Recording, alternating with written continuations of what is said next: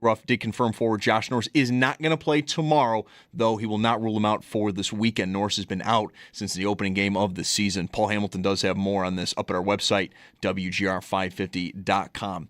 Overall, though, in the NHL, it's a very light night. Actually, just a single game as the Oilers will host the Dallas Stars at 9 p.m. Then in college hoops, St. Bonaventure. They are down in Florida for the Fort Myers tip-off. They're taking on number 16 North Carolina at 6 p.m. The Bonnies are 5-0 to start this season. And you can't count on much these days, but you can always count on Sundays with the NFL on CBS and Paramount+. Watch your local NFL games all season long, kicking off with a juicy Week 13 matchup between the Buffalo Bills and the Pittsburgh Steelers. Visit ParamountPlus.com/NFL to get started today. That's your Paddock Chevrolet Sports Update. Paddock Chevrolet celebrating 90 years of being your hometown dealership. I'm Zach Jones for WGR Sports Radio 550.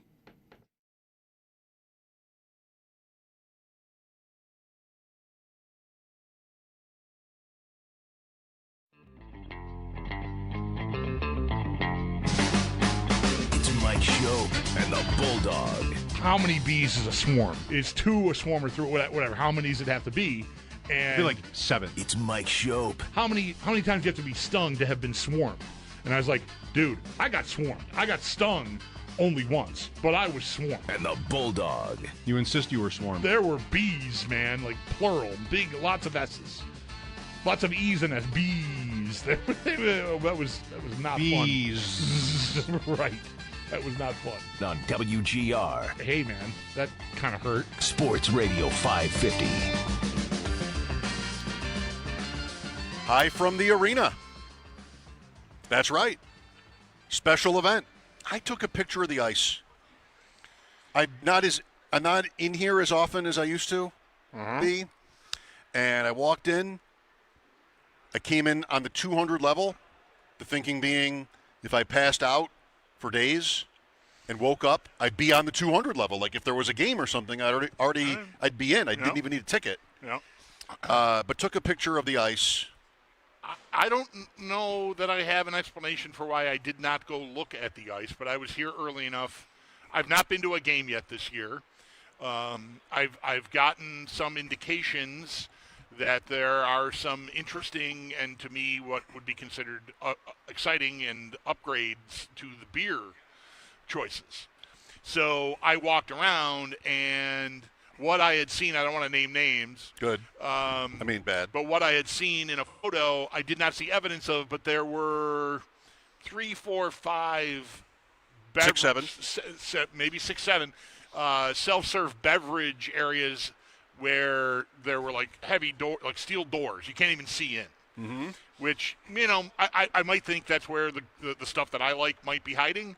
And then other stuff is just you can see what's there. Your standard fare, more standard fare, I guess. I was here for the women's game, USA-Canada. I think maybe I've been to one Sabres game, not sure. But I was definitely here for that and bought beer, and everything is self-serve, and my head exploded because it was that confusing. Oh. But it's not. I'm not blaming this. I'm blaming life. I'm blaming myself. Okay, sure. For not really knowing. Yeah. No, that's right. It's down. Well, what good is it doing me to point? We are on camera. I'm pointing that way. All right. If you can't see the show, I'm pointing the other end. Parking ramp end of the building is where Mike is pointing. Buying a beer down there and the guy telling me how to do it. I've navigated the self-serve thing and all that. I haven't had a problem with that. So I think I'm up to speed on that. I thought today, I'm here. Let's look around so I know where to go.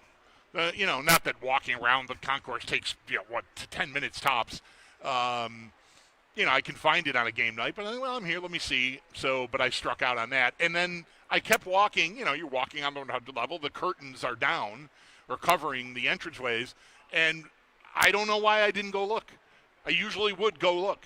I've been here in a while. I like to look at it. Maybe during a break I'll run and look at it. There is no game tonight. That's right. By the way, we're not here for a game. We are here for the Roswell Park and Sabres prostate cancer screening event, 3 to 7 today. Walk-ins are welcome until 6:30, like not the entire time, but you don't need to have had an appointment booked for today. And we will tell you more about that over the course of the day. I really wanted to wear shorts. The only reason I didn't is because it's a hockey rink and I go to a lot of those now, and they're freezing. I think you were bold to just go with short sleeves. You're rocking short sleeves and like a golf vest. Yes. And I brought layers. I have a heavy flannel shirt to throw on if I get chilly. The adrenaline keeps me warm. Is really how that works. There you go. It is Tuesday, which means in a moment, reverse AFC power rankings. I've been, I don't want to sound like one of these guys on every podcast I listen to. Like, Twitter told me. I mean, nobody cares. The people you're talking about aren't listening. The people you're trying to impress don't care. So I don't want to sound like that. I know that. Don't do that. But we have had a run-in about how I use my notebook. That's right, yes. Because I go all the way to the end, and then I use the backs going all the way back, which I've been told is by you. Psychotic serial killer type behavior. A couple of people online did tell me that was weird.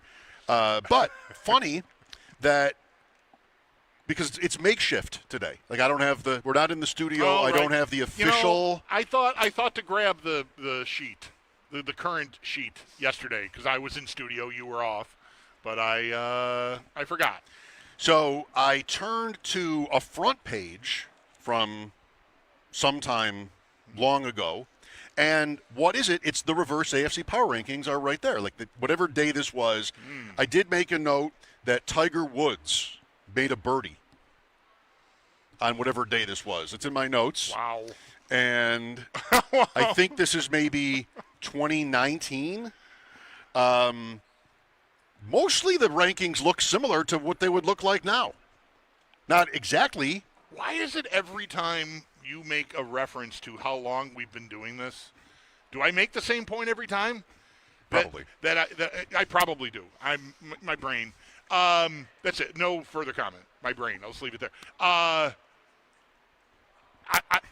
think if someone were to come up to me and ask me in a bar some night, hey, I really like, this is very hypothetical, hey, I really like that reverse AFC power rankings segment you guys do every week.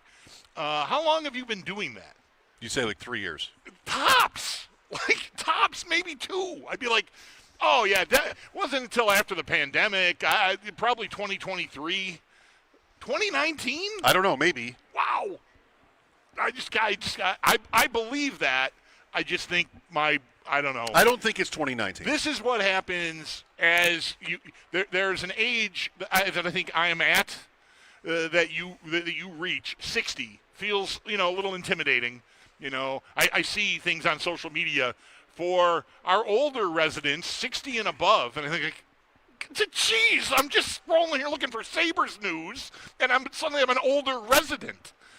And so anything that extends, 5 years or more in the past, I want to keep closer because I want to slow time down. I think that's what's happening. Okay. I haven't thought that through. I'm just barfing that out right now as a thought. There might be some. Because I do feel like things that I should know were long enough ago, I feel like they're closer by because I don't want as much time to have passed. I don't know that it's a logical, conscious thing.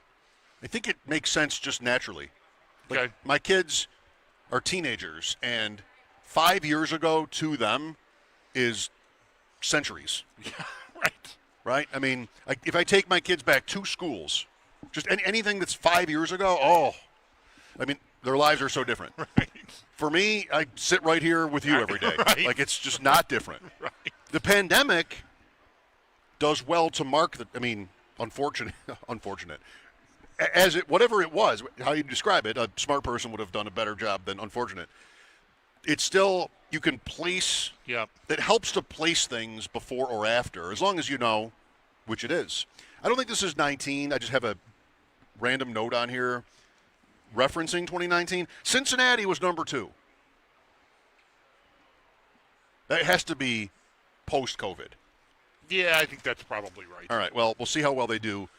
Yeah, because 2019, it's not. Isn't that the Burrow draft? Is he the year after Allen, or even 2 years after Allen? Right. That can't be right. No, and there's no way they were that high without him. I think, or low. No, without low. Him. Sorry,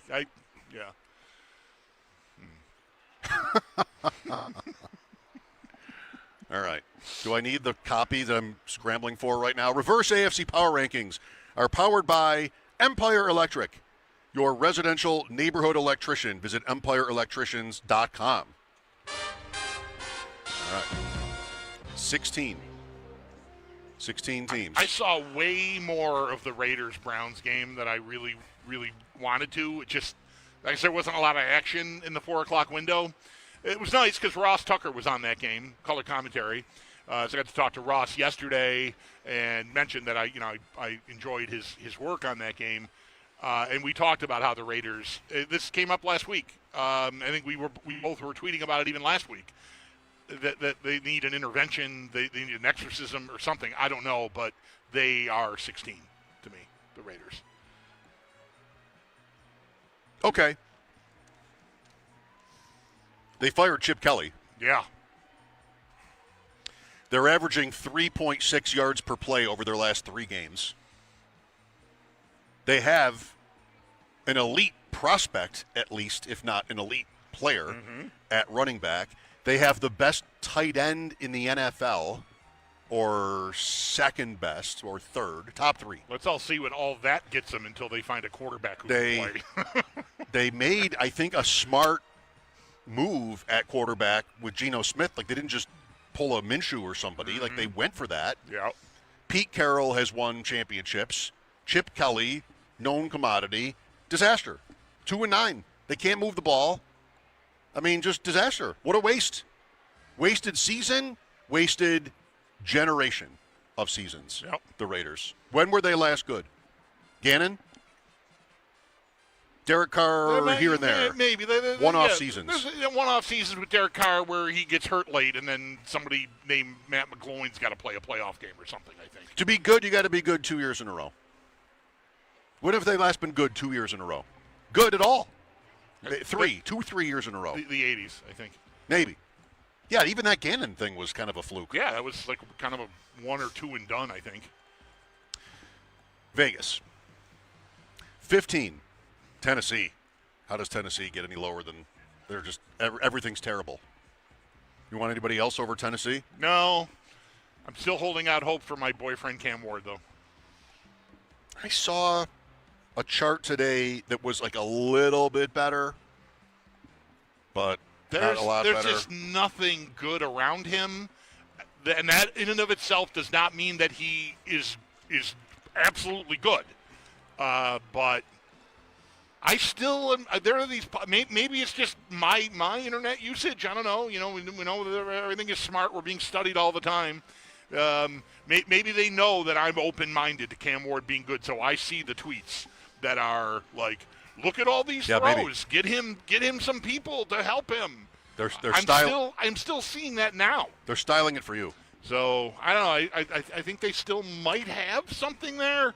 So, but still, there's a long way to go. I'll give you one. I think I'd rather Cam Ward than Bryce Young. Where do I sign? You, of course, agree because you're Mr. Cam Ward.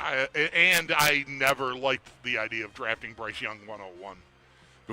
And that, I mean, he had this incredible week last week, but just week in, week out, there's just not. Yeah, no, that's that. How did that happen? To me, they're just standing still if they stay there. It's almost time for them to decide. It's 3 seasons, right? On the 5th-year option. So that's this offseason then. Right. 14. They got to say no on that. Anyway, it's the reverse AFC power ranking. Jets. Bryce Young. Sure, yeah. 13. What's left to say about the Jets? Browns. Yeah, I think Browns.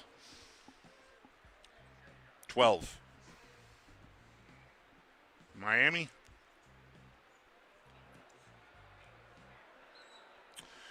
There are 5 and only 5 AFC teams with losing records. And that's the 5th. Nobody else. Everybody else is over 500. No, I missed one. Cincinnati. Sorry. Yeah. So 6. Yeah. 10 teams are over 500. That makes sense because the Chiefs are the 10. There's not 10 seeds, but that does they're make, in 10th place. That makes sense. That explains why last night I have not been able to find. I think you probably have from some fantasy site or something. I've just seen a glance at it when we've been on remote, like some master page with all the teams' schedules on it. Yeah. Right, like one sheet. I have that. I went Googling for that yesterday, and just could not find something that was formatted in a way that I liked, that I felt like I could rely on and use. I could have asked you to just email me this color-coded, fantastic thing you've got. You know what I did last night while I was watching, I don't know, before Monday Night Football even started? What was I watching? Lightning and whoever they were playing, and Philadelphia. And I went through and just manually wrote down for myself on a note everybody's schedule that I could think of that might matter here, right? And when I got done, I wasn't like keeping track, I wasn't counting. I kind of went by divisions. I got done and went, how many teams is that? 10. 10. All the teams with winning records. Right. Miami'd be 11. Miami's fine. 12. 11. You want the Bengals or someone else? You want to get cute?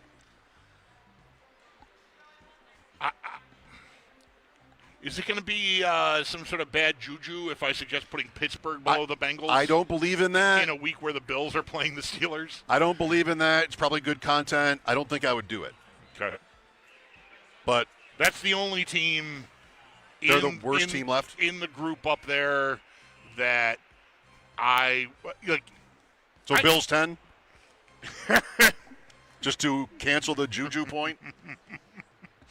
Juju, former Steeler. I'm okay with the Bengals then at 10, I think is what I'm letting you know. I don't know. What do you do with, like, the Jaguars and the Chargers these days? Teams that are ahead of the Bills in the playoff standings. Like, Are they good? Who would you rather play? Rather play Burrow? I don't think I would. I would rather play. I don't think I would. Yeah, I would rather play Denver. Yeah. I hear you. A lot of folks. That's a fun conversation. conversation. A lot of feedback I was getting yesterday is like Denver, their defense is going to do to me what Houston's defense did to me. They might. And I don't know, they were that defense last year, and they got boat raced. But they'll be at home in the playoffs. That could be the big swing. And maybe they can score a little bit. Not really, though. Yeah. 11. Jacksonville. I'll say Jacksonville. Come on. Instead of, since we're not putting Cincinnati I'm in there? not. You're not? I kind of want to put Cincinnati here. They are still 3-8. Okay. Yeah. 10. That's kind of how I feel. Well, Mike is on Jacksonville. I am. With that being said, I'm cool with Jacksonville here. All right. 9. Bulldogs, Steelers. Yeah. 8. LAC. Okay. Why can't it just still be San Diego? So much cooler. 7. So much cooler. San Diego. 7. Houston. Uh-oh. Wait a minute. Don't you watch the games? I honestly was sitting here pondering Buffalo or Houston. Well, maybe they'll play someday and you can break Right, the tie. Right. Like, do the Bills have to go first because of what happened last Thursday? No. Right. That's right. I've already said Houston. All right, I'll go Houston too. 6. I am cool Yeah. with Buffalo here.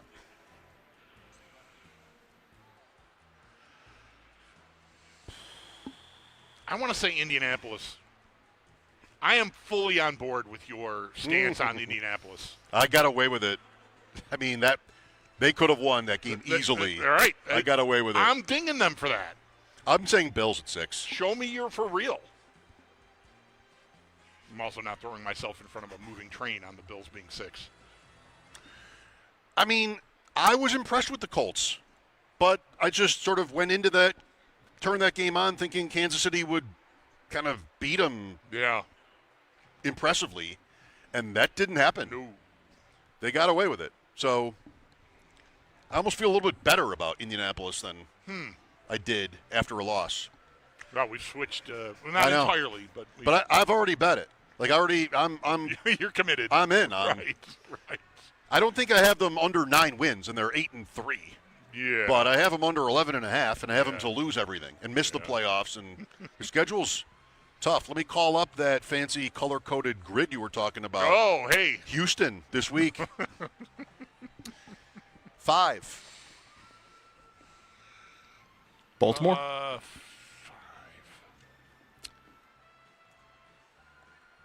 I think I will.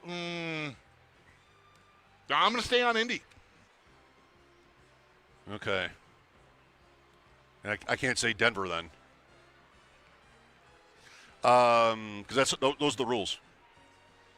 2 teams have been said. I can't pick a third team. I'm too late. New England. No, I can't do that. See, that's the same rule. You can't pick a team that hasn't been picked yet. It's either Baltimore or it's who? Indy. Ravens. When were they last impressive? This might be the biggest misstep in the history of the reverse AFC power. Ravens at 5? Who would you rather play right now? You'd rather play the Ravens than the Colts? It's close. Oof. When was the last good Ravens game? Like, good for them. Jackson's doing nothing. Doesn't run. Yeah. Like, they're beating the Jets. They're not covering. It's happening. They're on their course. They were 1-5. They were still the division favorite. Now they're 6-5. They're in first place. It's all just sort of playing out. All happening. But when do you turn the Ravens on anymore and be like, wow?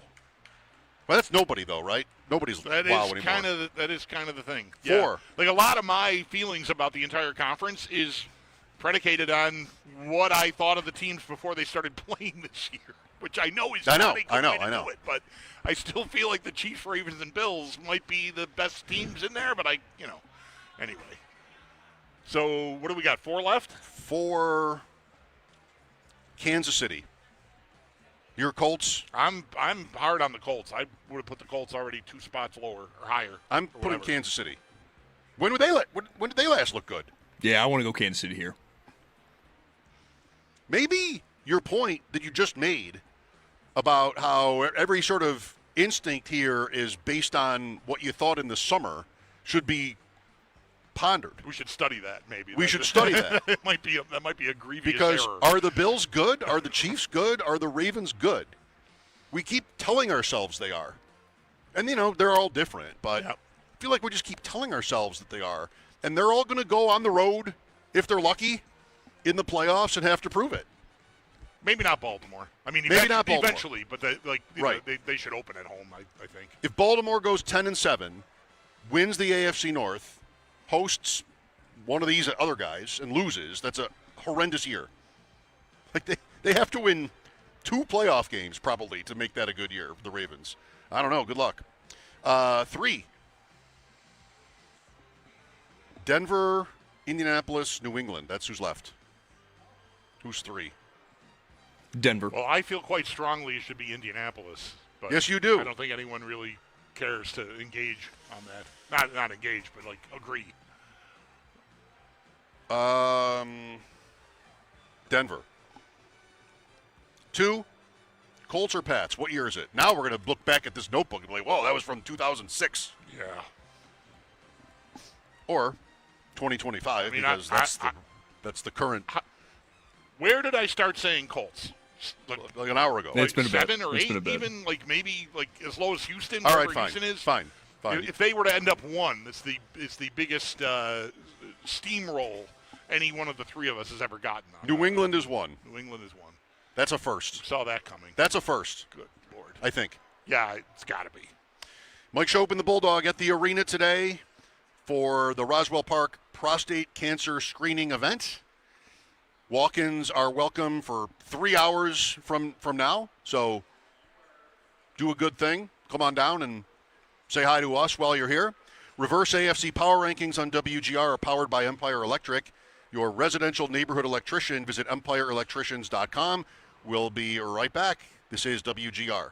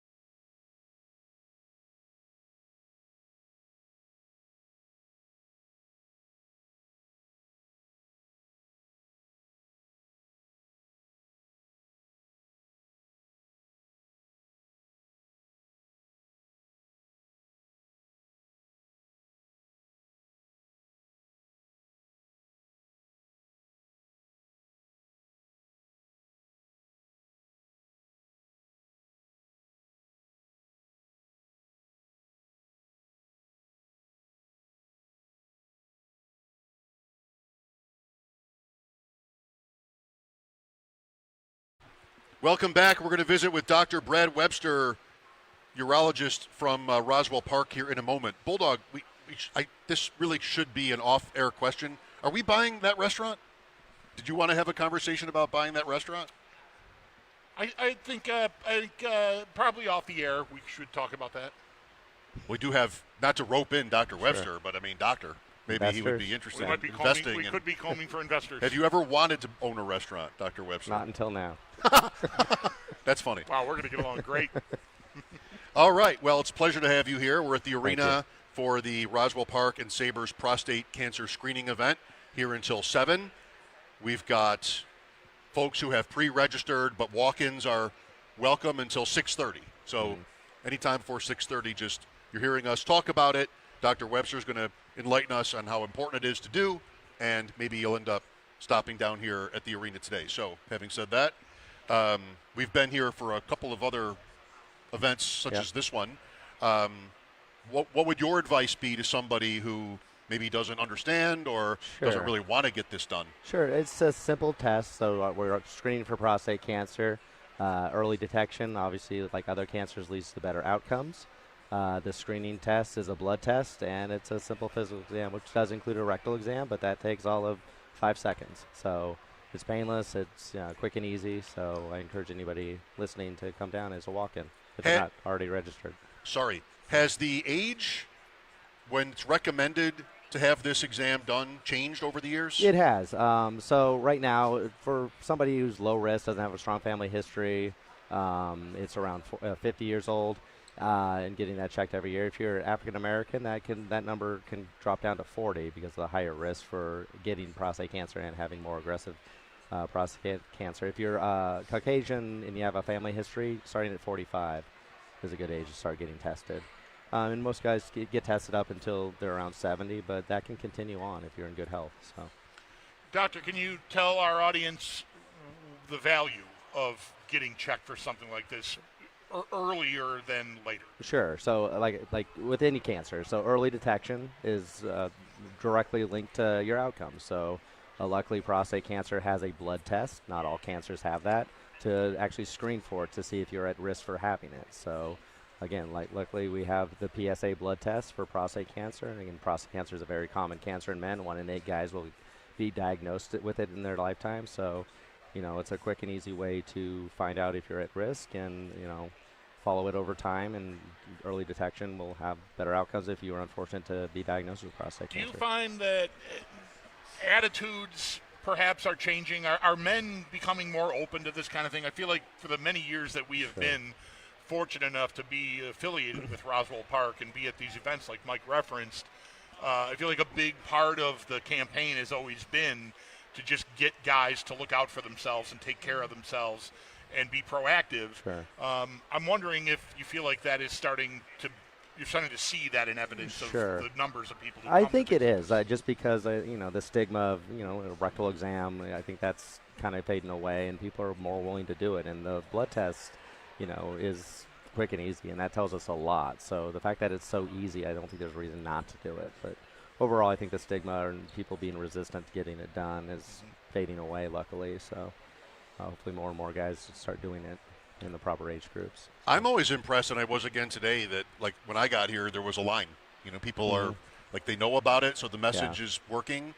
And like to your last point, and to Bulldog's question, people are taking that initiative, which is good. We have over 300 guys coming in today, and we are still accepting walk-ins. So our numbers keep growing every year. With Dr. Brad Webster, urologist at Roswell Park, here on WGR, the Sabres and Roswell Park prostate cancer screening event lasts until 7 tonight, and walk-ins are available until 6:30. Well, Roswell, I think I know I speak for Bulldog, and this always blows our minds. We've taken tours and, gotten to know some of the people and just like the amazing work there. Sure. Not to speak for you, I'm asking you, like, I think it would be just what an honor. Yeah, to be it's a part privilege of. to be able to work with that, and your colleagues. Everybody's more or less fellowship trained, and we focus on cancer day in and day out. So if you come on down today, you have board certified urologists that specialize in prostate cancer doing the actual exams. So I think that's a huge draw and a huge benefit for coming to this event specifically. But Roswell Park is a great place to work, and I think we provide top-of-the-line care for everybody we see. So, How often are you in this building? in this building, a couple times a year maybe. Is that right? So, yeah. Sabres, Bandits, Sabres. concerts I once in a haven't- I while? haven't been to a concert here yet, so. but- Bulldog, you've been to concerts here. Quite a few. I've Yeah. only been to a couple. It's been a while though. I'm not. Most of the bands that I like don't fill 18,000 seat arenas. Yeah, you're too cool for that. So it's like, but Springsteen, Pearl Jam. That's going back a ways now. Pearl Jam hasn't been here in many years, but I was at a Pearl Jam concert. That was my See, first we- concert. Is that right? We were talking about we my were first together. movie. We were Pearl together. Jam, Bad Religion in Casper, Wyoming. Not in Yeah. here. all No, right. Casper, Wyoming. yeah. Giddy up. That was in the 90s, mid-90s. So either you're living in Buffalo. Well, hold on. Okay. Mid 90s. Yeah. Is Pearl Jam opening for Bad Religion? No, At that no, time? they're Still, fighting. That's when they were fighting Ticketmaster. Oh, Remember okay. that? Yeah, they that's tried okay. to do this Just independent trying to concert. make sure it and wasn't they started, early enough. Yeah. All small right. venues. So anyway, I was gonna say either you're in Buffalo sitting around, you're a Pearl Jam guy, and you're like, where would be someplace cool to go see them? Casper, Wyoming. Casper, Wyoming. Or maybe you lived in Wyoming. I did. I grew up. All right, that's Yeah, probably yeah, the safer yeah. guess. Yeah. You got a Josh Allen connection Yeah, then. there it is. Yeah. I mean, he didn't grow up there, Yeah, but but- University of Wyoming Yeah. is like a big Bill sponsor. Yeah, now. I see that. Yeah, How about it's that? wild growing up there, and you see all these Wyoming Cowboys jerseys. Did you go in to the school stands. there? I grew up there up through high school. But you didn't go to the University No, of I Wyoming? was in Ithaca for college. Ithaca. So. Pretty good clout in terms of Allen, if you Yeah, did. I mean, yeah, absolutely. Right? So- He was just back there on Saturday. They retired his Yeah, I number, saw that. and I he saw did a that in whole- Laramie, yeah. Whole thing, yeah. Well, Dr. Webster, it's been, as Bulldog, I think, also said, really a privilege for us to be associated with you guys and to be a part of events like this. Thanks for coming to visit Thanks us. for coming, and thanks for endorsing us. So. All right, you're welcome. All All right, walk-ins until 6:30 again down here at KeyBank Center. Dr. Brad Webster, urologist, Roswell Park, here, part of the team for this event at the KeyBank Center, as Bulldog said. We'll take a break. Coming up at 4, Will Graves, AP Pittsburgh. And we'll talk to Paul later in the day also. The Sabres are a little bit rolling. Would you put it that way? 4 out of 5? Is that rolling? A little bit. A little bit rolling? Yeah. Josh Norris? We'll discuss it. A little bit. Just a little bit. Bulldog is using small letters. I'm going with I think- lil bit. Lil bit. Lil. Like that bobblehead we Yeah, have right. in the studio. That's why it's in my head. Mike Schopp and the Bulldog here, back after this on WGR.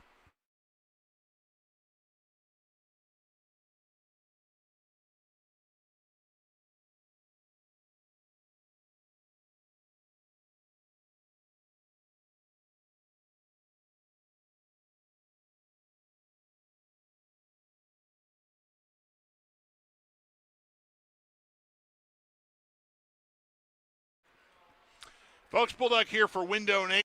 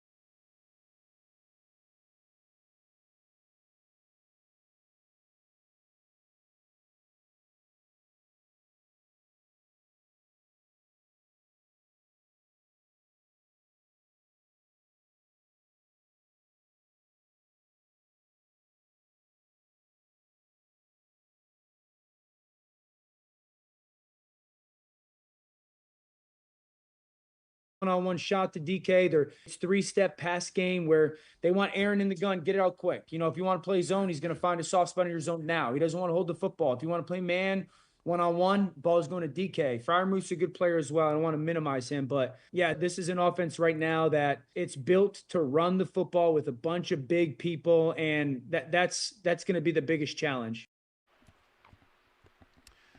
Dan Orlovsky of ESPN. I mean, what Steelers, I know there are time limits in these things. Our business, if you will. What kind of Steelers analysis omits the name Darnell Washington? Come on. I can't wait to watch Darnell Washington. I'm not kidding, by the way. The guys... You got to be kidding at least a little. A little bit, but not mostly. Massive human being. It is, yeah. One of these fun... I don't watch very much college football. Do I need to say that? I just want to. I don't really watch it. It's fine, but I'm not your prospects guy. Right. I watched him at Georgia. Every once in a while, though, whether that's the combine or some random game, there's somebody where, like, oh, him. I want him. I mean, I haven't put in any context. I don't have rankings, right? I have to admit, Cardale Jones was one of these guys for me once upon a time. I want that guy. Yeah. Why not? If he busts, he busts. Why not? That looks like fun. Yeah. It looks like fun. Yeah. He is. Even when he was coming out, I didn't expect it to happen, but it was reminiscent of Jason Peters. Long time ago. The Bills signed him as a street free agent out of Arkansas, and he was a tight end in college. And he showed up here and was like playing on special teams and stuff. And eventually they got the idea to he was so good on his feet at that size, they decided to turn him into a tackle. And he's going to walk. Is he officially done playing? I feel like the last couple of years he sort of shows up on the radar late. Maybe this was last year or 2 years ago.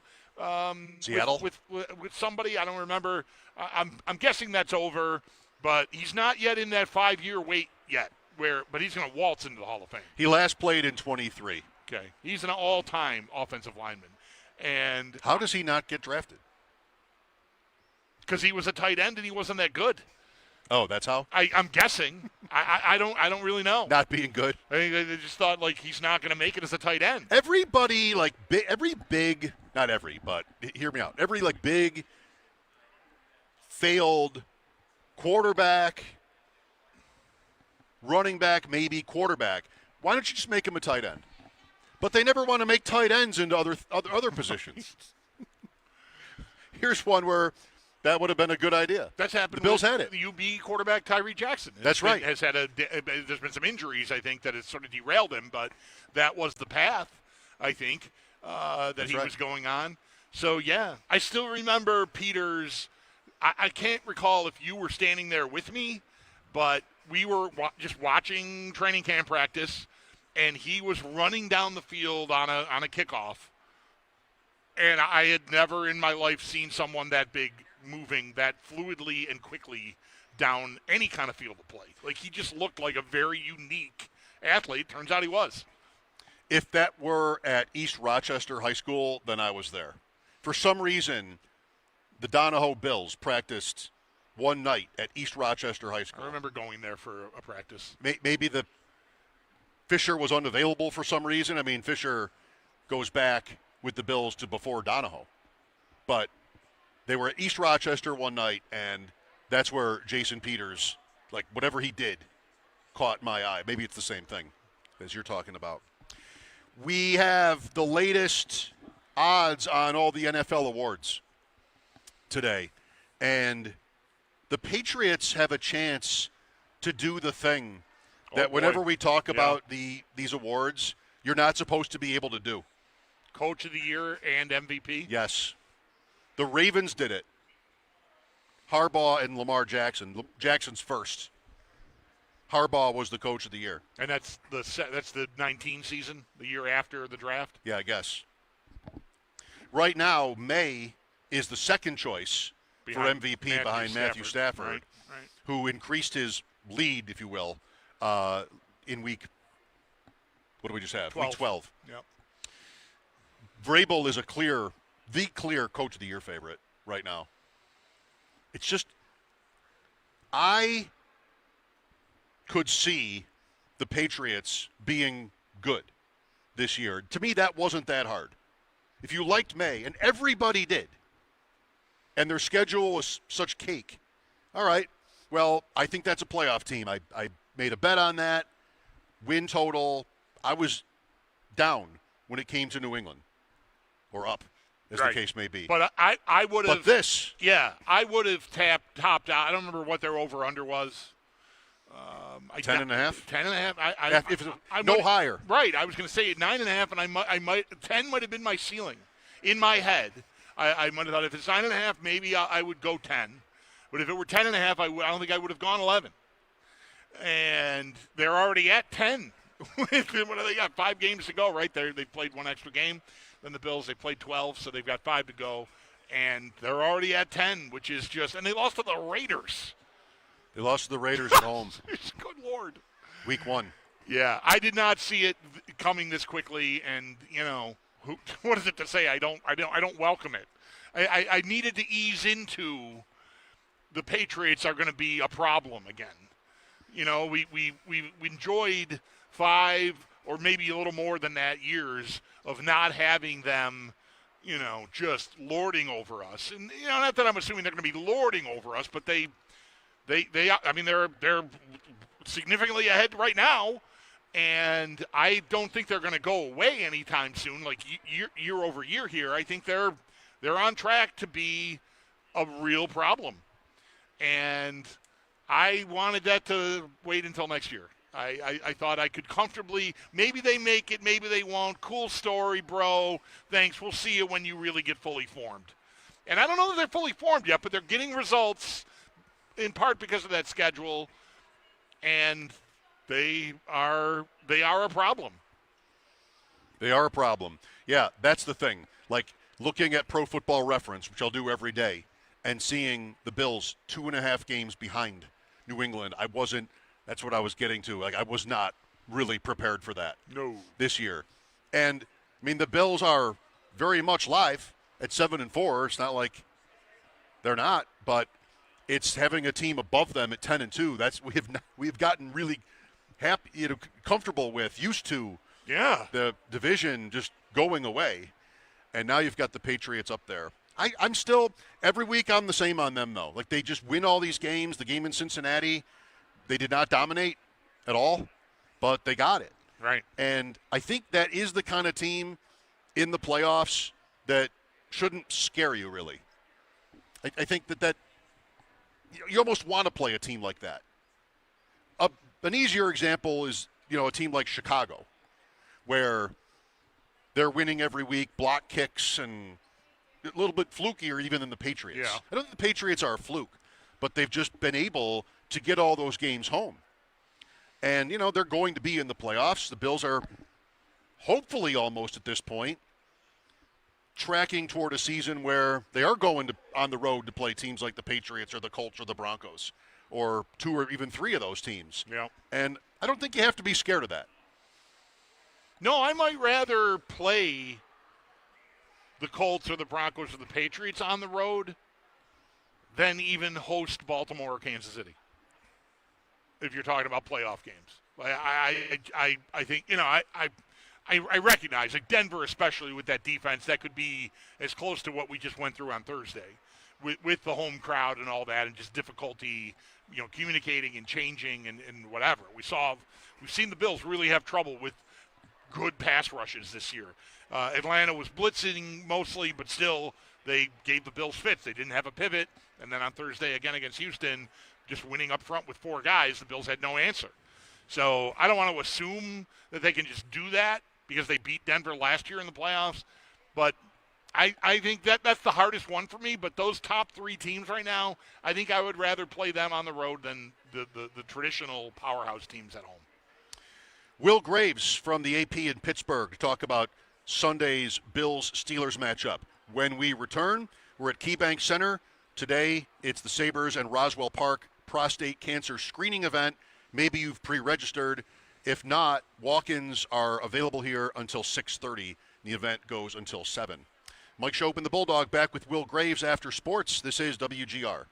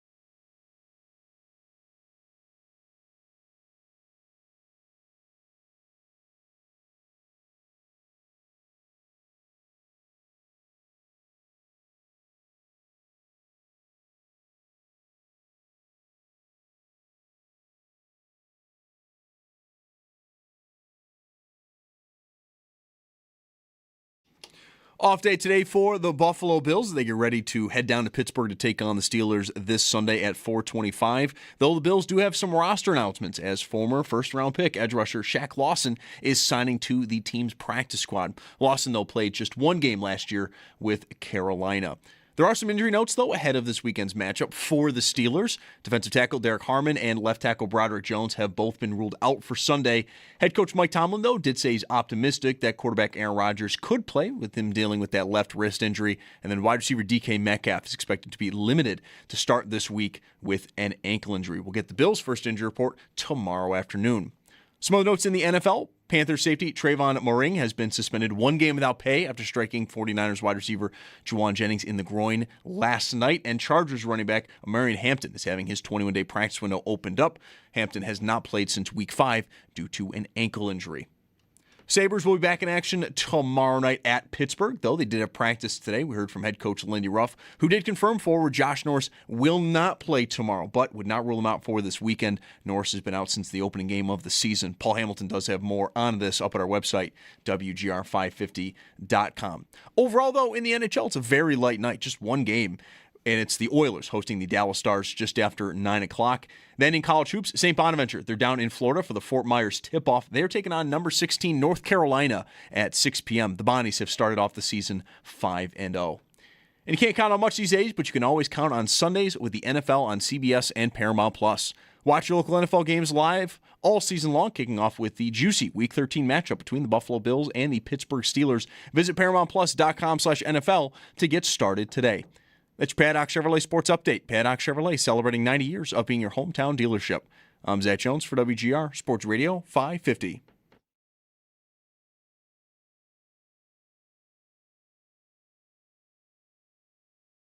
It's Mike Schopp. It's nothing you did. It's not you, it's me. It's not you. It's you, but you didn't cross me. And the Bulldog. Why did I choose? Why did I just stay in school? On WGR Sports Radio 550. Welcome back to KeyBank Center. The Sabres are not playing tonight, but we're here for the That's Sabres why we're here. and Hey-oh. Roswell Park prostate cancer screening events.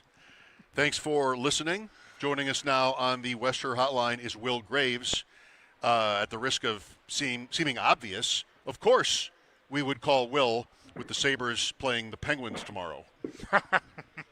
So we want extensive coverage on an extensive preview from Will on the hockey game. You better open some other windows on your laptop. You know what? Actually, though, Will, like the Sabres, we spend plenty of time on the Sabres. We've thought for a long time. I think Bulldog. Not that we've had this conversation recently, but that maybe GR spends more time on hockey than any radio station in the United States. So no, don't worry though. We're not going to press you on Penguins questions. Well, I cover the Pens too. I'll just say they got off to a hot start. They come back to earth a little bit over the last month, and I think get to be seen whether they're the team that was really good in October or the team that's been pretty mid in November. I think tomorrow night against the Sabres kind of a litmus test for sort of their progress. So. All right. There you go. Look, same thing. Same here. We're parked here temporarily. We're standing. We got the four-ways on, but I'll just squeeze this in. I've only seen the Penguins a couple of times this year, Will. I watch a lot of hockey, and I noticed right away this year Malkin was getting, point total was just outrageous to start the season. And I thought that there's no way that's going to last. It's got to be someone just shooting percentages through the roof or something. Then I saw him play, and I thought he was moving around the ice like it was 5 years ago. Has he found a time machine? I think he's found I kind of want to make some more money doing this because I'm not going to find another job that's going to pay me this much. I mean, he's a prideful guy too, right? He's not been playing up to his standards. Really, a pretty steep fall off the second half of last year. He looks healthy. He's playing healthy, and and he's playing a little bit of defense, which is not really his thing. So. I think if you're a contending team and you get to the trade deadline and the Penguins what we've seen the last 3 weeks sort of continues, it'll be very interesting to sort of see, what the club does with Gino at that point. Okay, well, Will, to the main purpose of our call here, this game coming up on Sunday, what's your, if it's worth exploring vibe on Rodgers. His injury, I was surprised, like maybe most people, that he didn't play in Chicago, especially considering how much winning he's done in his career against the Bears. Well, I mean, and considering how much, like the team said he was limited in practice, and I guess they get to set the parameters of that. I would say, in having covered the team 14 years now, like that was the most active limited participant I've seen in a practice in a long time. So I was surprised too. You know, they talked about safety being an issue. I actually asked Mike today, sort of as a follow-up, was safety the final, deciding factor here? The fact that maybe he couldn't necessarily protect himself if he gets knocked around a little bit, and he might sidestep the questions, because that's what happens when you lose 4 of 6. You sidestep the questions. I would expect him to be available this week. He's been good-ish. He hasn't been. He had a clunker against the Chargers on Sunday Night Football a few weeks ago, and then had a pretty good first half against the Bengals, and then got hurt. And Mason Rudolph came in and everything was fine. Mason played last weekend, everything was not fine. But the issue in that game, in my opinion, was not the play of Mason Rudolph. I mean, I think that the Steelers, their formula hasn't changed. It's just the faces, right? And I think the fans here are getting really sort of tired because the formula leads you to 9-8 and 10-7 every year. It's control the ball, try to win the turnover battle, hope that you get a break or two and win every game 20-17. And the reality for this group is that Rodgers has been fine. He's actually, I think he might be a little bit off. He was actually on pace to set to break Ben Roethlisberger's franchise record for touchdown passes in a season when he got hurt, right? Wow. So he's been productive. Their scoring's up. They're almost in the top 10 in scoring, considering they're 28th in yards. That's pretty remarkable, right? I think a lot of that has to do with Rodgers' decision-making. But the reality is this team poured a lot of money into its defense, and that defense on a given week, you have no idea what you're going to get, but most of the time it's not going to be great. Yeah, the story, I'm not entirely surprised to hear that about Rodgers and the touchdown passes, because a lot of the book so far this year seems to be like red zone, getting the ball out fast, and they're productive down there. It's more like between the 20s that is the trouble with the passing game. Well, and I asked Mike, I asked Mike this today too. And one thing they really have been unable to do is stretch the field vertically. When they have gotten yards, almost all of it has been catch and run stuff, right? There was the fact that I can pinpoint like 2 down the field throws that connected and were in week 12, and those are the only 2 that jump out. There was one against Roman Wilson against the Seahawks in week 2, and then I think Wilson again. Forgive me, it was against the Packers, I believe. They can't get anything downfield, so you have to go 75 yards in 16 plays and hope you don't have a bunch of penalties and convert a bunch of third downs, and that is asking a lot of your offense over the course of a season, and they have sort of really been unable to break that, kind of break out of that. That's kind of where they've been. I mean, Metcalf is getting double covered, and the other guys, Calvin Austin, have been unable to sort of be consistent difference makers to make defenses go, you know what, we're not going to throw 2 guys at DK Metcalf on every snap.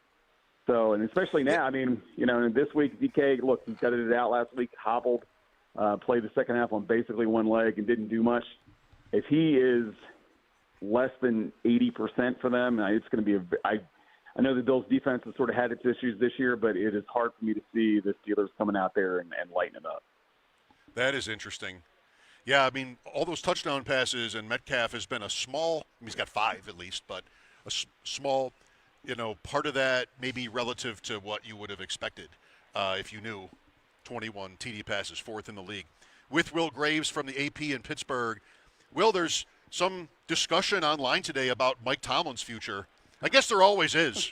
There's a discussion every day about Mike Tomlin's future. Right. Maybe this comes from a more informed place today. Do you think what might you think the odds are that he's not back? Look, everything ends, right? It just but they signed him. The last extension that he got, which I believe was before last season. You'll remember very memorably my good friend Brooke Pryor at ESPN after they lost to the Bills in the wild card game asked him about his status, and he stormed off like a toddler, right? Right. And that's because his people were putting feelers out there to try to put pressure that, he might be interested in going somewhere else, to try to put pressure on, Art Rooney to kind of get a new contract done for Mike that was more to his liking.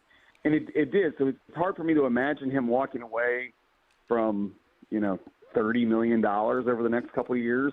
He's a prideful guy. He's going to pay, there's a chance if they get 10 wins this year, he'll pass Chuck Noll for the most wins in franchise history. I mean, I understand that the scheduled game, seasons are longer, et cetera. There's more opportunities, but still, that's a pretty remarkable thing. The idea that he would walk away with a, quote, failed season is hard for me to, it's really, really hard for me to fathom. But you know what the flip side of that is? His kids are grown. His youngest is a sophomore at Georgia. His boys are out of the house.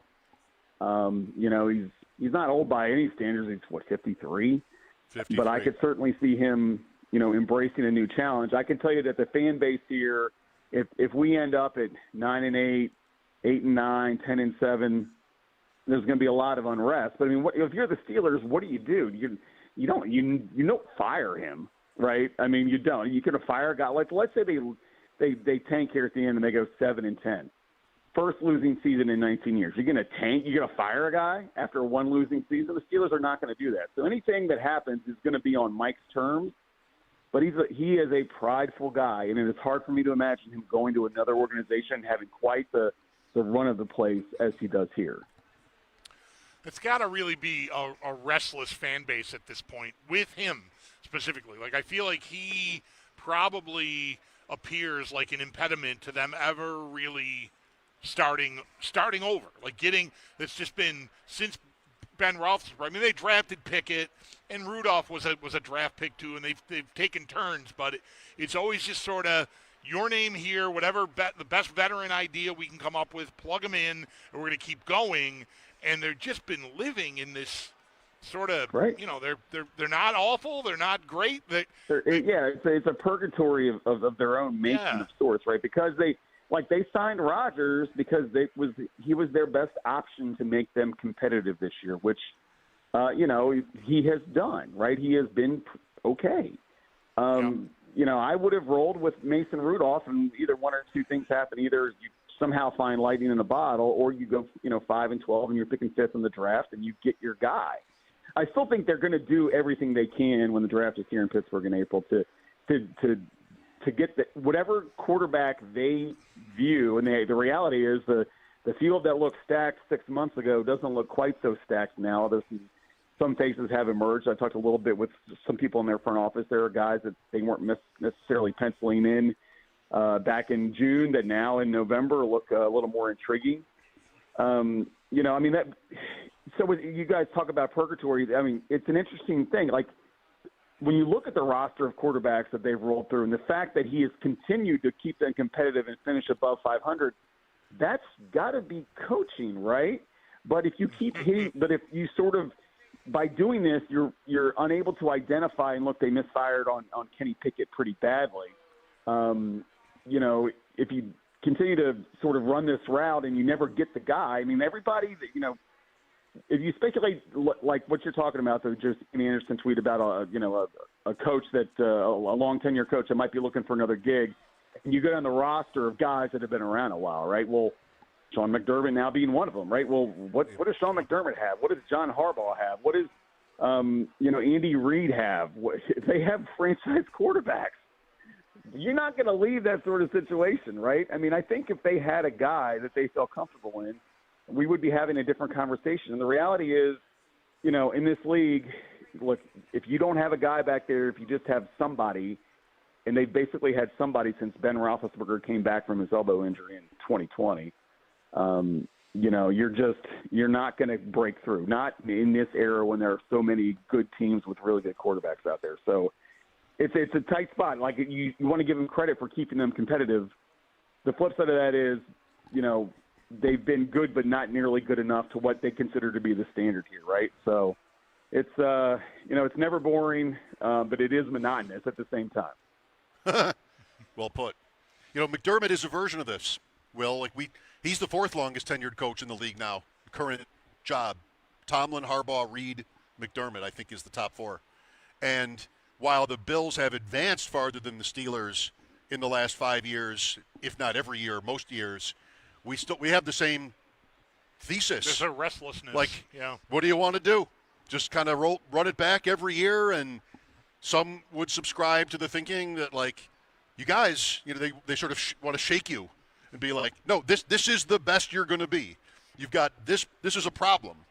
And I think the Bills have a history too. It's not quite the Steelers' history. There's no 6 championships or anything, but they probably, I mean, maybe in a different way, appreciate what McDermott has meant and what he's brought to this organization, and might feel a little bit more. And they've had more success in the last 5 years, like I said, but might feel more beholden to him. I think McDermott could probably, sometimes I think this anyway, he could probably just, blank check, given how it's gone for him here. Well, certainly, and I mean, I think the irony is the season is sort of playing out the way that, like, the Steelers and the Bills hoped, where the Ravens have not been very good. Obviously, like, they were missing Lamar for a chunk of that time, but even like they were kind of tooth and nail with the Jets well into the second half on Sunday, right? And the Chiefs certainly looked, at least for this year, that they're not sort of maybe their vintage selves. That doesn't mean they're not going to get it together. But there's an opening at the top of the conference, right? And I think if you would ask the Bills fans and the Steelers fans, hey, you know what, in Week 12, the Chiefs are going to be 6-5 and the Ravens are going to be 6-5. They would like their chances to sort of be above them in their, in sort of the conference, sort of the shape of the conference, and they'd be feeling pretty good about themselves. And it hasn't really worked out. I mean, the Bills are, as you guys well know, they've been okay, but they've got their flaws, and the flaws don't seem to be getting any better as we get to Thanksgiving. And it's kind of the same with the Steelers. So, I understand, the restlessness. I would much rather have Josh Allen than be where the Steelers are at. I can tell you that much. And I think, it's going to be a challenge. It's going to be a real challenge for that defense on the Steelers defense on Sunday. I just think that, Josh has toyed with them basically the last 3 times, 3 of the last 4 times they've played. And then the one that the Steelers won was that weird season opener in 21 which Week 1's always weird, and then there was a block punt for a touchdown or whatever. There was TJ had some crazy play on Allen late. I mean, that's a little more the unknown. I think the known now is sort of out there on the Steelers. I would think that Josh would, and Cook should be able to have a pretty successful day. But I mean, I asked Mike Tomlin today, like, does the playoffs start? Because if you look, their next 2 weeks, it's the Bills here, then it's at the Ravens. If they lose both of those games, so the path to the playoffs is almost impossible to see, right? Interesting. And he's like, well, I always feel like that. And I'm like, come on, man, this isn't Week 2, right? I think this is the Steelers' season, in these next, 10, 11 days. And it's just hard to predict because, like, they can occasionally look great. I mean, look, they're the last team to beat the Patriots, but let's remember they needed 5 turnovers to make that happen. They won by a touchdown. They had 200 yards of total offense. They got 2 of those turnovers at the goal line as the Pats were going in for scores, right? So I'm more of I'm not going to be doom and gloom, but I think the Steelers are more what we've seen the last 6 weeks. And even one of those wins again against a good team in the Colts. What did the Colts do? They turned it over 6 times. They're going to do that again this year? No. So, like, the problem with the Steelers is they don't see the punter enough. They don't see the other team's punter enough. Either they get stops, or the other team, or they get a turnover, or the other team scores, and that is not, Josh Allen is not going to be as sloppy with the football as some of these other teams they've played, and it's just going to be a very tough road to go for Pittsburgh. Well, you mentioned the Bills have faced their share of challenges, and we saw on Thursday them really struggle with a pair of elite edge rushers. You mentioned T.J. Watt. He missed at least one of those recent meetings, maybe the playoff meeting with the Bills here, but What sort of form is he in? How much of a threat is he come Sunday? Well, I mean, look, we saw it. They had 1 sack against the Bears, and what was it? It was TJ chasing down Caleb Williams in the end zone, and then Caleb, it looked like he was trying to, like, flip the ball underhanded. They called it a fumble, and Nick Herbig fell on it for a touchdown. Look, he's getting a lot of attention. And I think I actually wrote this today as I was sort of putting some of my notes together. He's on pace for his fewest sacks in a season in which he was not injured since he was a rookie in 2017, right? The flip side of that is, though, we've seen Nick Herbig emerge on the other side as a guy that's a legit, borderline elite, might be there by next season edge rusher. TJ's been fine. I think the problem, has sort of been that they haven't gotten much kind of from their, from the defensive interior, whether it's the interior line, or it's the middle linebackers. With Patrick Queen, who's been effective but not a splash guy, they're paying him to be a splash guy. Peyton Wilson, second-year inside linebacker, good in coverage, super fast, but gets pushed around a lot. The Steelers' defense's problems are not, it's not a TJ Watt specific issue. The thing is, though, he also begged, and touted his way into sort of to get a contract that made him the highest paid defensive player for about 12 seconds, right? And you could say, and look, he's going to the Hall of Fame, but he's also, he's getting a lot of attention, and the other guys are outside of Herbig are not taking advantage of one-on-one opportunities consistently enough. So it is, they're struggling to get off the field on third down. I think they're 28th in third down defense. That is just, and some of that's, not stopping the run on first and second down, and some of that is just miscues. I mean, you saw some of the little mistakes. They're not good enough to avoid the little mistakes that you make during the course of the game. There were 3 that stood out against the Bears, and to be honest, TJ had nothing to do with any of them, right? But the problem is they really, really need him to, they need him to be crazy every week, and teams are chipping him on almost every play, so it's really hard. When that happens, other guys have to step up. They will get Alex Highsmith. They should get Alex Highsmith back this week, and he's obviously a veteran, experienced guy. They're paying a lot of money, and when he's on the field, he's good. But it is just, they either make these spectacular plays or they get run over. There's no just hey, let's just have let's stop them on 3rd and 4 and make them punt. That doesn't happen enough here, and that is really kind of the main problems with their season. All right, Will, we got the Sabres in. We got the Bills and Steelers in. No time left for Pitt women's volleyball. It's a national power, Bulldog. My wife's friend is on. Her friend's daughter is on the team. Her name is Bayless. And they've been close to winning it all. I don't know if they play UB though, Bulldog. Then we would have would have the opening. Local interest. Yeah. They need to get that. Well, you can hit me up hit me up if and when that happens. All right, that's a date. Thank you, Will. All right, take care, guys. Happy Thanksgiving. Will Graves from the AP in Pittsburgh. The Bills have signed Brandon Cooks.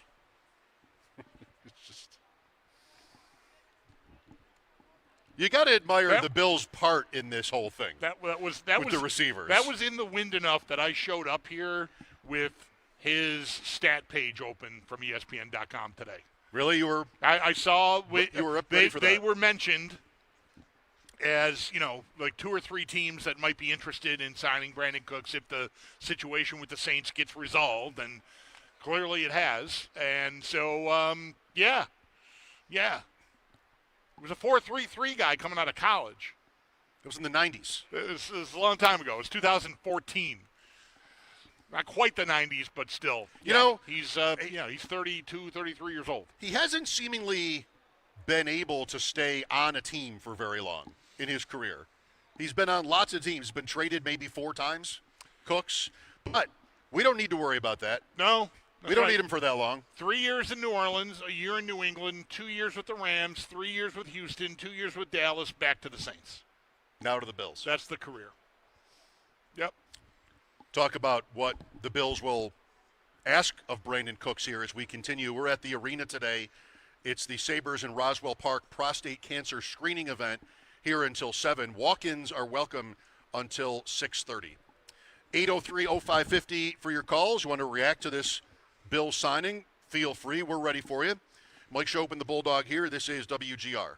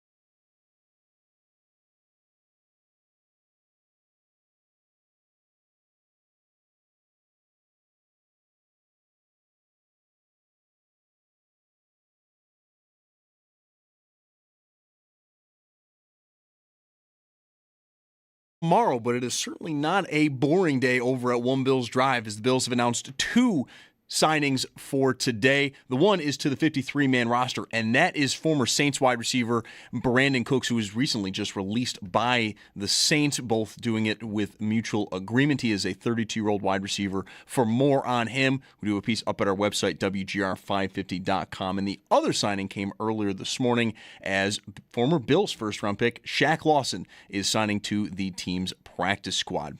On the other side of things, the Bills' opponent for this week, the Pittsburgh Steelers, we have some injury notes for them, as already both defensive tackle Derek Harmon and left tackle Broderick Jones have been ruled out for Sunday.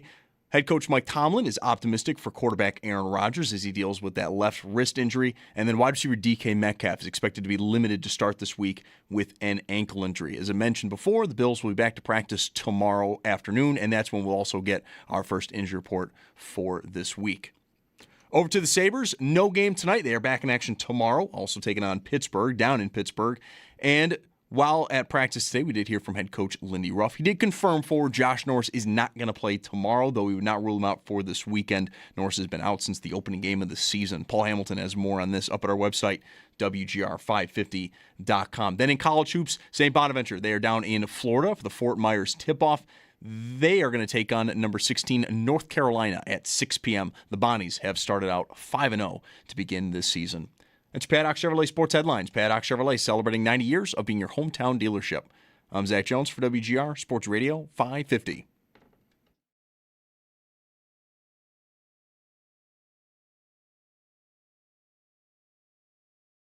If we end up at 9-8, 8-9, 10-7, there's going to be a lot of unrest. If you're the Steelers, what do? You don't fire him, right? I mean, you don't. You can fire a guy. Like, let's say they tank here at the end and they go 7-10. First losing season in 19 years. You're going to tank? You're going to fire a guy after one losing season? The Steelers are not going to do that. So anything that happens is going to be on Mike's terms.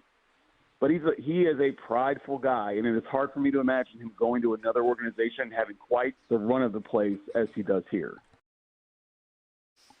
Our guest from the AP in Pittsburgh just before, Will Graves. I mean, I guess I'll say again, I think we can relate. You know, it's not exactly the same. Tomlin has a ring. Like that right. is permanent.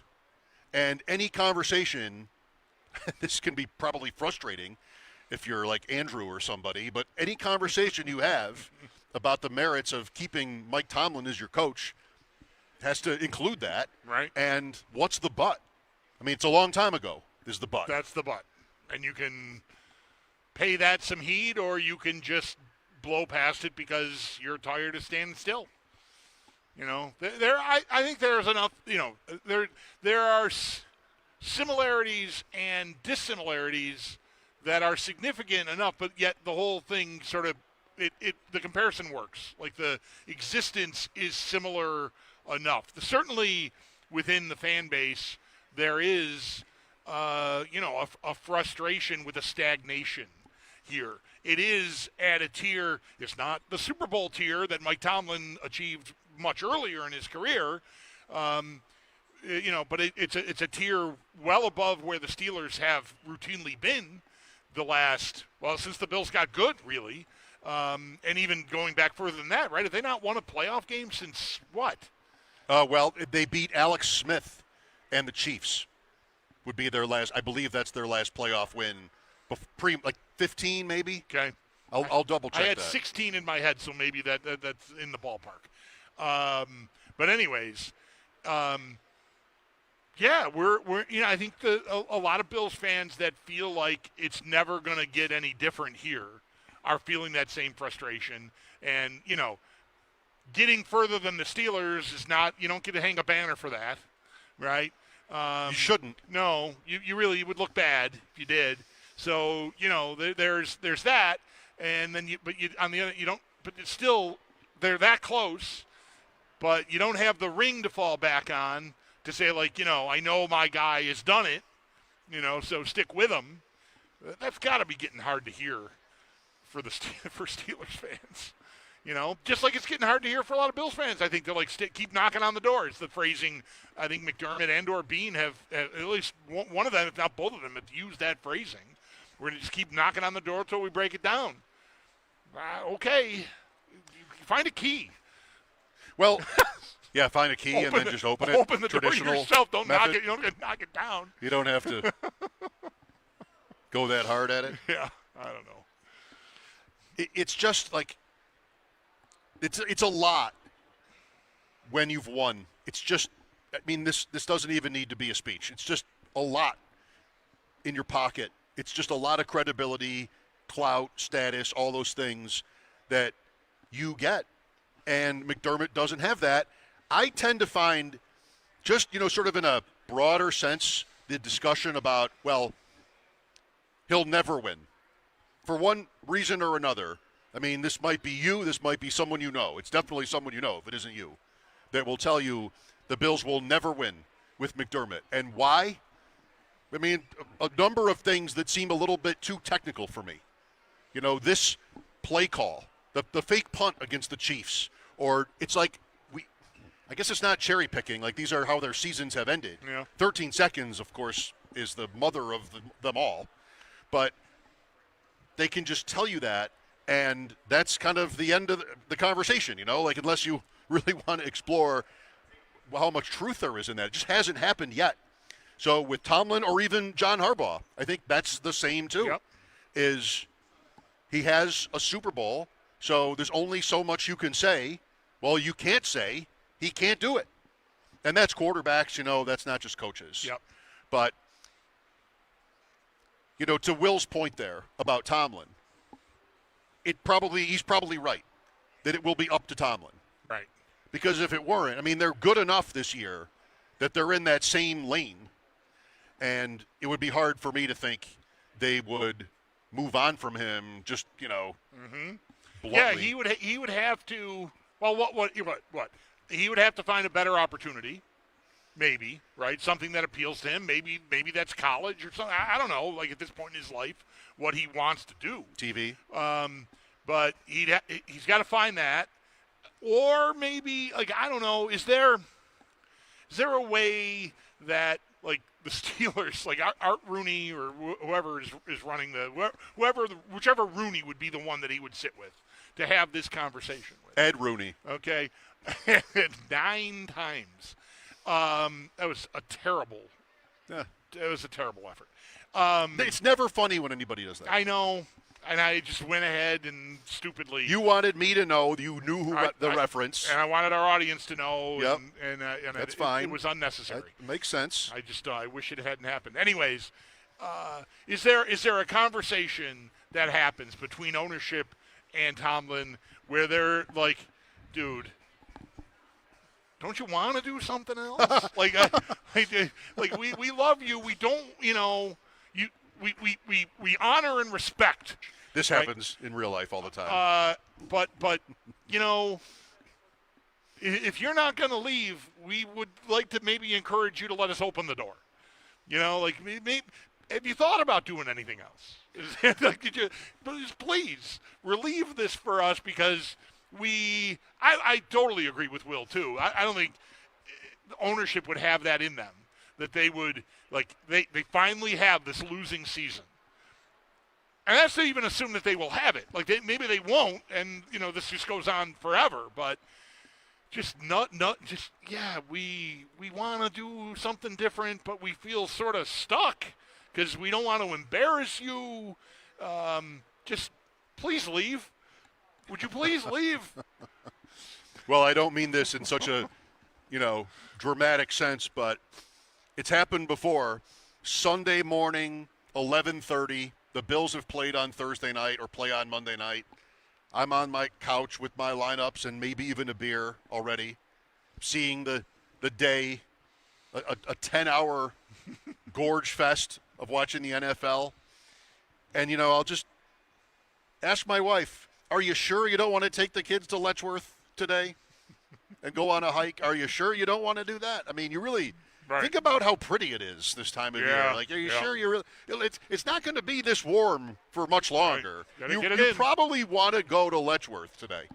And they're going to love it. I mean, take Margot. Sure. Yeah. Take Margot to Oh, Letchworth. There you are. Take everybody. Take them all. Leave. Are you sure? Please leave. Are you sure you don't want to do that? I don't even mean like Lewiston. I'm talking, a day. You make a whole day out of it. Yep. I think that would be really great for you.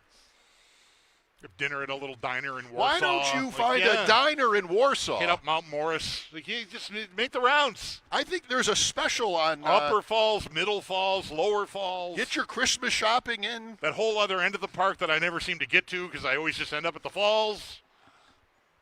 You've been to the Glen Iris Inn. Have you been to that? Yeah, that's by the falls. Oh, it is? Okay. So, sure. Yes, I have. I don't know my Letchworth.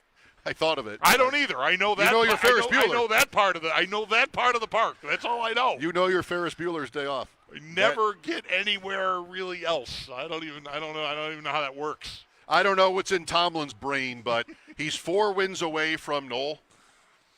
I think, it'd be kind of a power move to be like, yeah, I don't need that. I don't really care about that. Stop one short. Yeah, I don't need 200. I don't need to pass Chuck. Whatever. Like that Calgary goalie said the other night. Everybody's going to die. Just, what? Who cares? He's not wrong. No, he's not wrong. Maybe a little bit of a poorly timed reference here from the prostate cancer screening event. Roswell Park is here at KeyBank Center today. They've got walk-ins going until 6:30. You want to come. If you've already registered, of course, that's great too. But the event goes until 7. And again, walk-ins are invited until 6:30. We will take a break. The Bills have signed Brandon Cooks, and we'll get into that as we continue here this afternoon. Paul Hamilton will join at 6 with a Sabres report. Sabres in Pittsburgh themselves, their next game tomorrow night. Mike Schopp and the Bulldog here. This is WGR.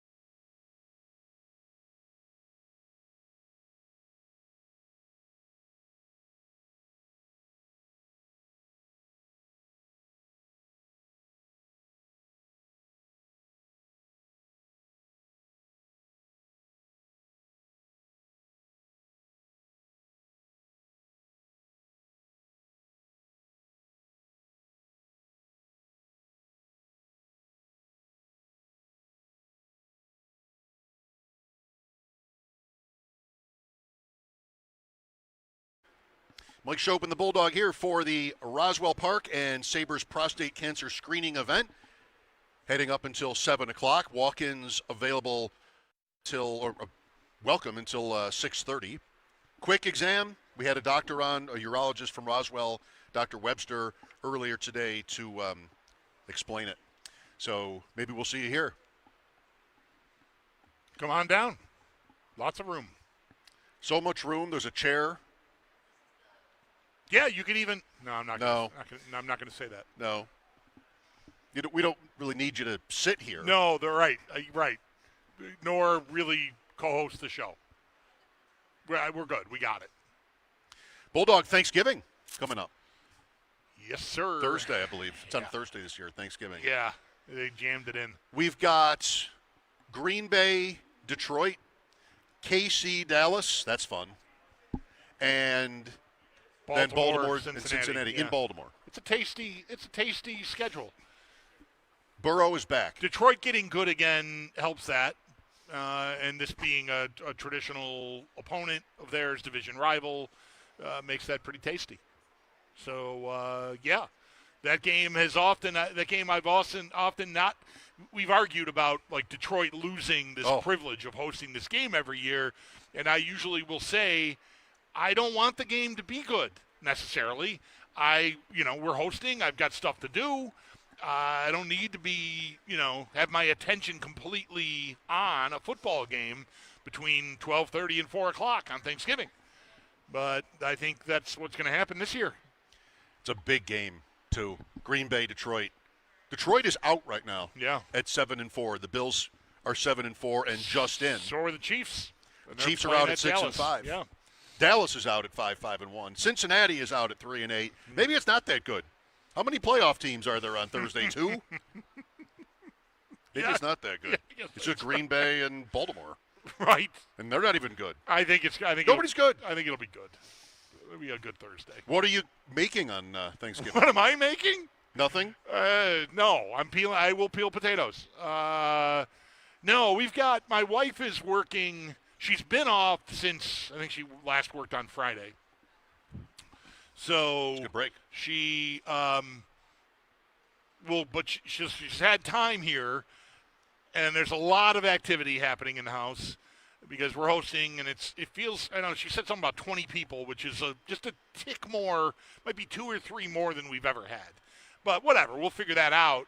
But she is working Wednesday night, overnight. So she'll leave work, before the Sabres game starts. She'll go to work, come home at 8 in the morning, and then at 4 o'clock, here come the people. Not till 4? Not till 4. We pushed it to 4 because of her schedule. So I don't know what, I'm sure I will have instructions because she will need to sleep. She's not always great at that. Like, her adrenaline will start running, and she'll just want to keep doing stuff. But the idea is for her to get that all taken care of in the last couple of days and then ease into work. And hopefully Thursday I can, put things in the oven that need to be put in the oven or taken out, etc., and sort of be on top of that. So I might have a little more on my plate than normal. All right. What about you? Are you hosting? I am making, thanks for asking. Yes, and I am making polenta gratin with mushroom bolognese. This was the pasta dish question you asked me about a couple weeks ago. Yeah. It's not pasta, but all right, it's polenta. I mean, it looks good. I've never made it. What is polenta exactly? Cornmeal type all right. thing. Like a piece. It's a piece. You said bolognese, and I just assumed there was a pasta element. No, and there's no meat. Oh, right. Whatever I make on Thanksgiving is always vegetarian because there's enough meat, and my wife is vegetarian. So that's my bracket on Thanksgiving. We're going to try this one. Yeah. It's always been a tart, but we decided to make something different. Yeah, no, I don't know. I'm not trusted to make anything. Leo handles the potatoes. He's a great. I've heard good things. He does a great job with the potatoes. As long as you peel them first. Because if I were making the potatoes, it'd be like butter and sour cream and salt and pepper, and fine. Fine. But like he does a lot more than that. So he'll have that nailed. My brother-in-law usually makes some sort of a very thinly sliced potato dish that is outstanding, like rosemary and whatnot. Time? I'm not sure. I just wanted to stop Parsley, at sage. rosemary. I'm not even sure that that's right. Anyway, all I really needed to do was arrange for the pies. And I arranged for pies. I have to go pick up pies tomorrow at a little bakery on the west side. Very good. I do like and enjoy that. If anybody knows enjoy where I can that get some morels, I'd be interested in making that errand tomorrow. Mushrooms. But they're above, like, the grocery store level of mushrooms. Not way above, I think, but I'm in the market for some morels, if you happen to know anybody. I have a suggestion. A place my wife went yesterday to get the produce that she felt she needed for this, and it was not, it was You'll tell me. Hamburg is where she went. I'm not above driving to Hamburg for these mushrooms. I'll give you a name off the air. I don't want to. Brandon Cooks. We should get to him. I suppose. What is this going to mean to the equation at wide receiver? Yet again, the Bills. It's funny. We spend all this energy on receiver and names and ideas and draft capital and trades and big contracts and who's a wide receiver one and all these. So many of these guys that have been in the conversation the last couple of years, can they actually be something? And that's the question about Brandon Cooks, I think. Can he actually be something for them? What should we expect? 803-0550 to answer that for us. We'll discuss it after the update. Mike Schopp and the Bulldog here. This is WGR.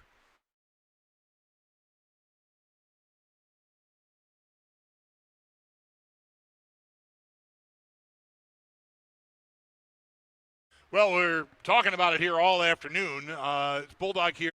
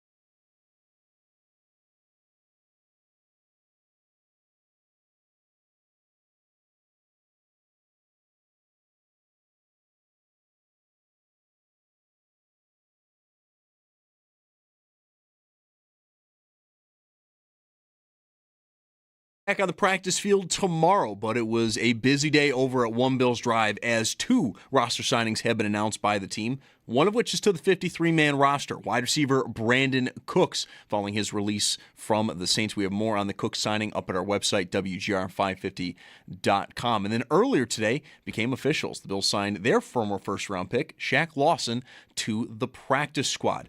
We also do have some injury notes from the Bills' opponent this weekend, the Pittsburgh Steelers, as the team has already ruled out defensive tackle Derek Harmon and left tackle Broderick Jones, while quarterback Aaron Rodgers is thought to be optimistic to play, according to head coach Mike Tomlin, and then wide receiver DK Metcalf is expected to be limited to start this week with an ankle injury.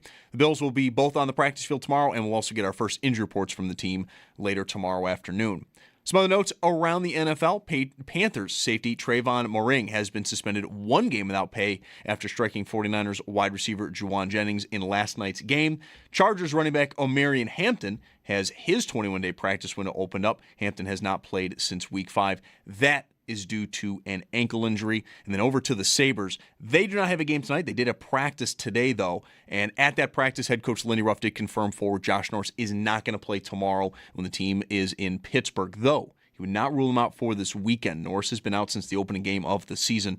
Paul Hamilton has more on this up at our website, WGR550.com. Also, stay tuned. Paul's going to join the show in just about an hour at 6 p.m.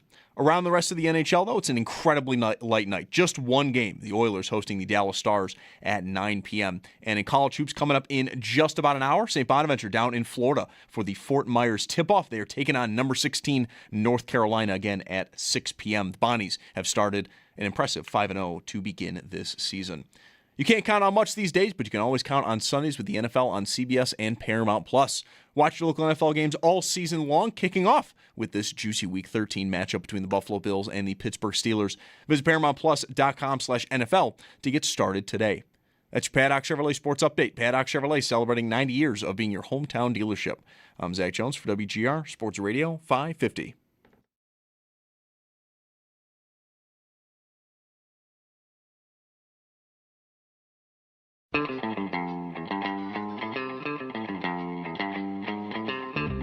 It's Mike Schopp and the Bulldog.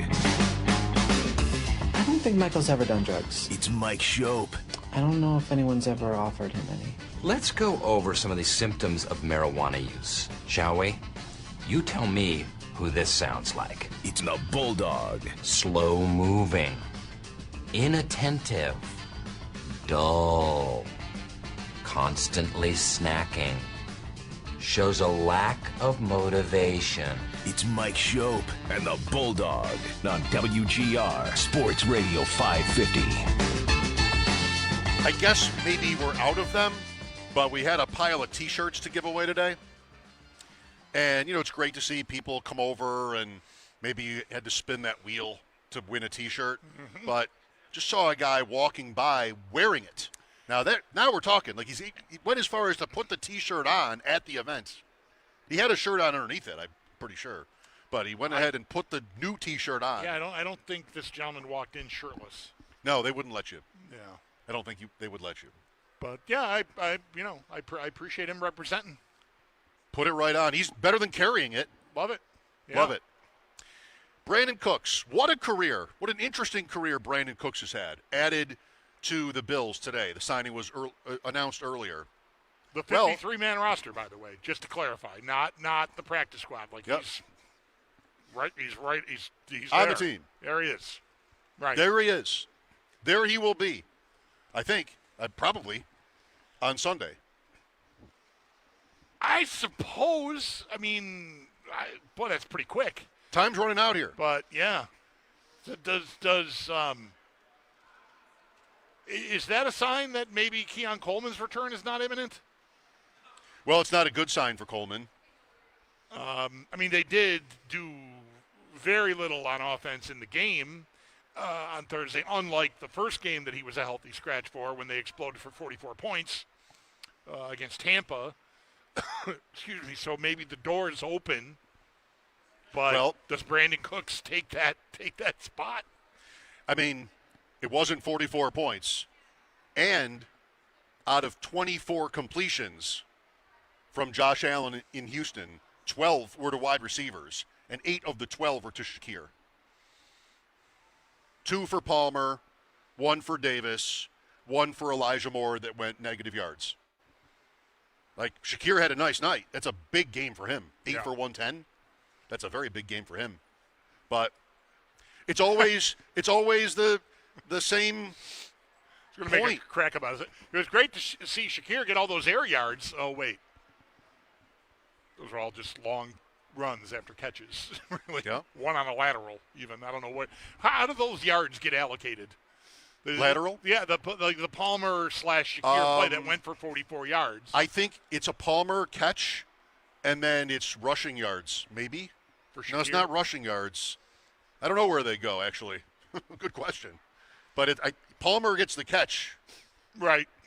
Like, what's the Allen play against San Francisco, where Cooper caught the pass in the snow, and then lateraled to Allen, and he gets a receiving touchdown. He gets a receiving touchdown. But he doesn't get a reception. Right. Nor did he get credit for throwing a touchdown pass, I think. And he probably did. I don't remember now. Anyway. Don't ask questions you don't know the answers to. Live on the radio. It's good to ask questions you don't know the answer to, like, privately. The Cooks won. We've had this same conversation so many times, which is that it is, I mean, of course it has to be said, commendable that they're not just sitting on their hands when they don't have answers. Right. But then you go, well, what are the chances of this succeeding? Should this have been figured out in another way maybe a long time ago? Yeah. We've had this over and over. Yeah. I thought, as you'll remember, when the deadline came around that the Bills would not be wide receiver hunting because of where they'd planted their flag, through our morning show, actually. Yep. And I was wrong about that. And the word got out that it was Jalen Waddle and maybe a couple other guys that they were interested in. Yep. So clearly then they wanted to address it, right. and they still want to. Improving the team took precedence over potentially looking bad to some fans and or media, I suppose. And to me, that's as it should be. You can be as fierce as you want to be about, defiant in the face of criticism about choices you've made. But when you get more evidence, maybe even irrefutable evidence that, I was on the wrong side of that, I'm gonna put my head down and move over there now. I think the Bills did do that. They didn't pull anything into the boat, which is all that really matters. So I'm not inclined. I'll give them credit for swallowing hard, swallowing pride, however you want to phrase it, if that's what it took, to explore the idea. But I'm barely giving you that, because the object is to get something done, and they didn't. And now, 2 weeks later, 3 weeks later, is that where we are? But 3 weeks from the deadline? Yep. It's Brandon Cook's time. I mean, okay. Well, what are the chances that has any impact on this team in this season? There's got to be some. Sure. I don't know where he's at. I thought I knew last year where Cooper was, and that's a similar bet. They had to trade for Cooper, and this player was a free agent, Cooks, just having been released. But still, you got a guy, what was Cooper? Cooks is 32. Cooper was in that bracket. 30, 31, whatever. Yeah, he was 30-ish. And I thought, that this was a fine idea. Yeah. Because it hadn't been that long since Cooper had been, kind of even dominant for Cleveland. But it just hit the wall, and the Bills got almost nothing out of Cooper. I haven't seen Brandon Cooks be anything like dominant in 5 years. He was in Dallas last year. How can you play 10 games for Dallas and catch 26 passes? Dallas is Prescott's a kingmaker with his receivers. Yeah. So I can't tell you. He did have 8 touchdowns the year before. I can't tell you that he is done or anything like that, but he wasn't getting anywhere with New Orleans. Their offense is pretty much anemic. Olave gets tons of targets there this year. That's worked out for fantasy, but Cook's season high this year for catches in a game is 3. and his season high in yards is 26, and those were both week 1. He's had 3 catches 3 other times. Yeah, but I wonder if this is simply, well, I mean, availability matters, right? That this player was going to be on the open market. So it's not surprising that the Bills would be, have their hand up. Oh, a receiver who's caught actual passes in the NFL, and maybe even lots of them over a long career, is available. We should kick tires. I wonder if it's because McDermott sounded so enamored of the speed that McCole Hardman would offer them. And that there's a kick return, and then there's a fumble. There was one deep throw, right? That did draw a cover. Drew 2 guys. There was a very open receiver in the middle of the field, deep middle, on that play. Anyway, that turned into IR. Like, we were wondering, how seriously is he hurt? Will he even be available against Houston? No, IR. Was it a soft benching? Yeah, I don't know. But because of the fumble, but no. He's 4 weeks, so, that's on the back burner. I wonder if Cooks, if he even is that guy anymore. Like, Hardman is at least somewhat younger. I don't know, like, he hasn't been around in the league since 2014 like Cooks has been. But Cooks was 4.33 coming out of college. Now, again, that's 12 years ago. Yes, it is. It's a significant amount of time. Oregon State. But I wonder if he can still run, if that's it. It's not to replace Hardman's returnability. I looked at this. Cooks has not returned a punt or a kick since his second year in the league in New Orleans. So it is not that. That is not someone that they're counting on to do that. But it could be just to, we're going to put you on the field for 5 plays. Go bring the safety with you. And if the safety doesn't come, maybe he'll throw it to you. But ideally, maybe he brings the safety with you and Khalil Shakir is open 25 yards downfield because of it. Man, maybe that's it. Yeah, maybe that's it. It's worth a try. Yeah, I mean, sure. There's something really, maybe obviously, telling about that. Just to get to week 13. And what you're trying to do, what that sounds like is you're trying to almost restructure your offense. You're trying to fit in a new threat that can make a lot of other things or some other things easier. And there's nothing wrong with that. But geez, it's pretty late. It is to be at the point where they just do not have it figured out through the air. I mean, You don't have to only throw to receivers. I mean, that there's tight ends and running backs in that box score, too, from the Houston game. But 4 passes were complete to wide receivers not named Shakir in that game. And where did you end up, scoring? Not 19. enough. 19 points. Yeah, I mean, it is again, you already said it. I don't want to necessarily say the same thing, but just using some slightly different words. But that's what we do. I give them credit for trying to do something, but it's almost embarrassing that a team that a week ago was 3rd or 4th in the Super Bowl odds, they're down a bit now. They're tied with Denver for 8th best at FanDuel as of yesterday. I didn't look today.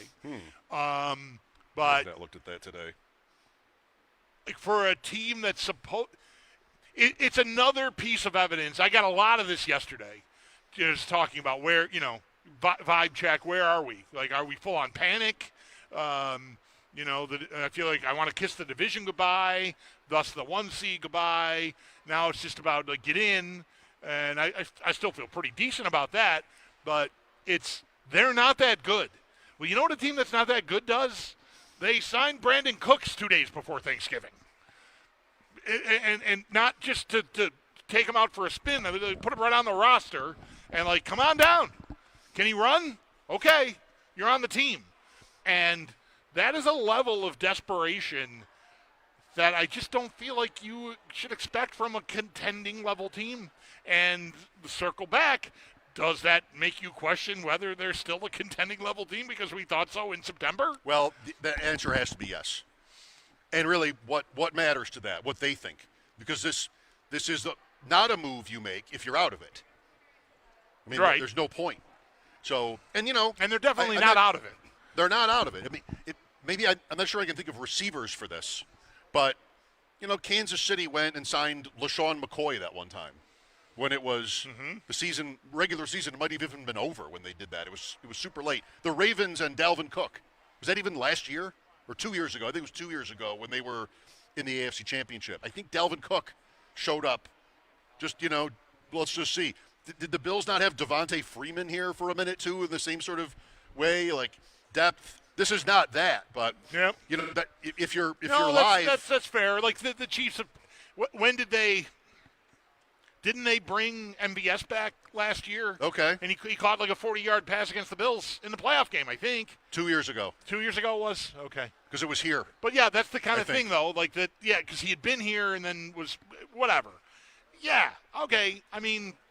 He had a couple of big catches, and it made us crazy. Yeah. In the playoffs. Right.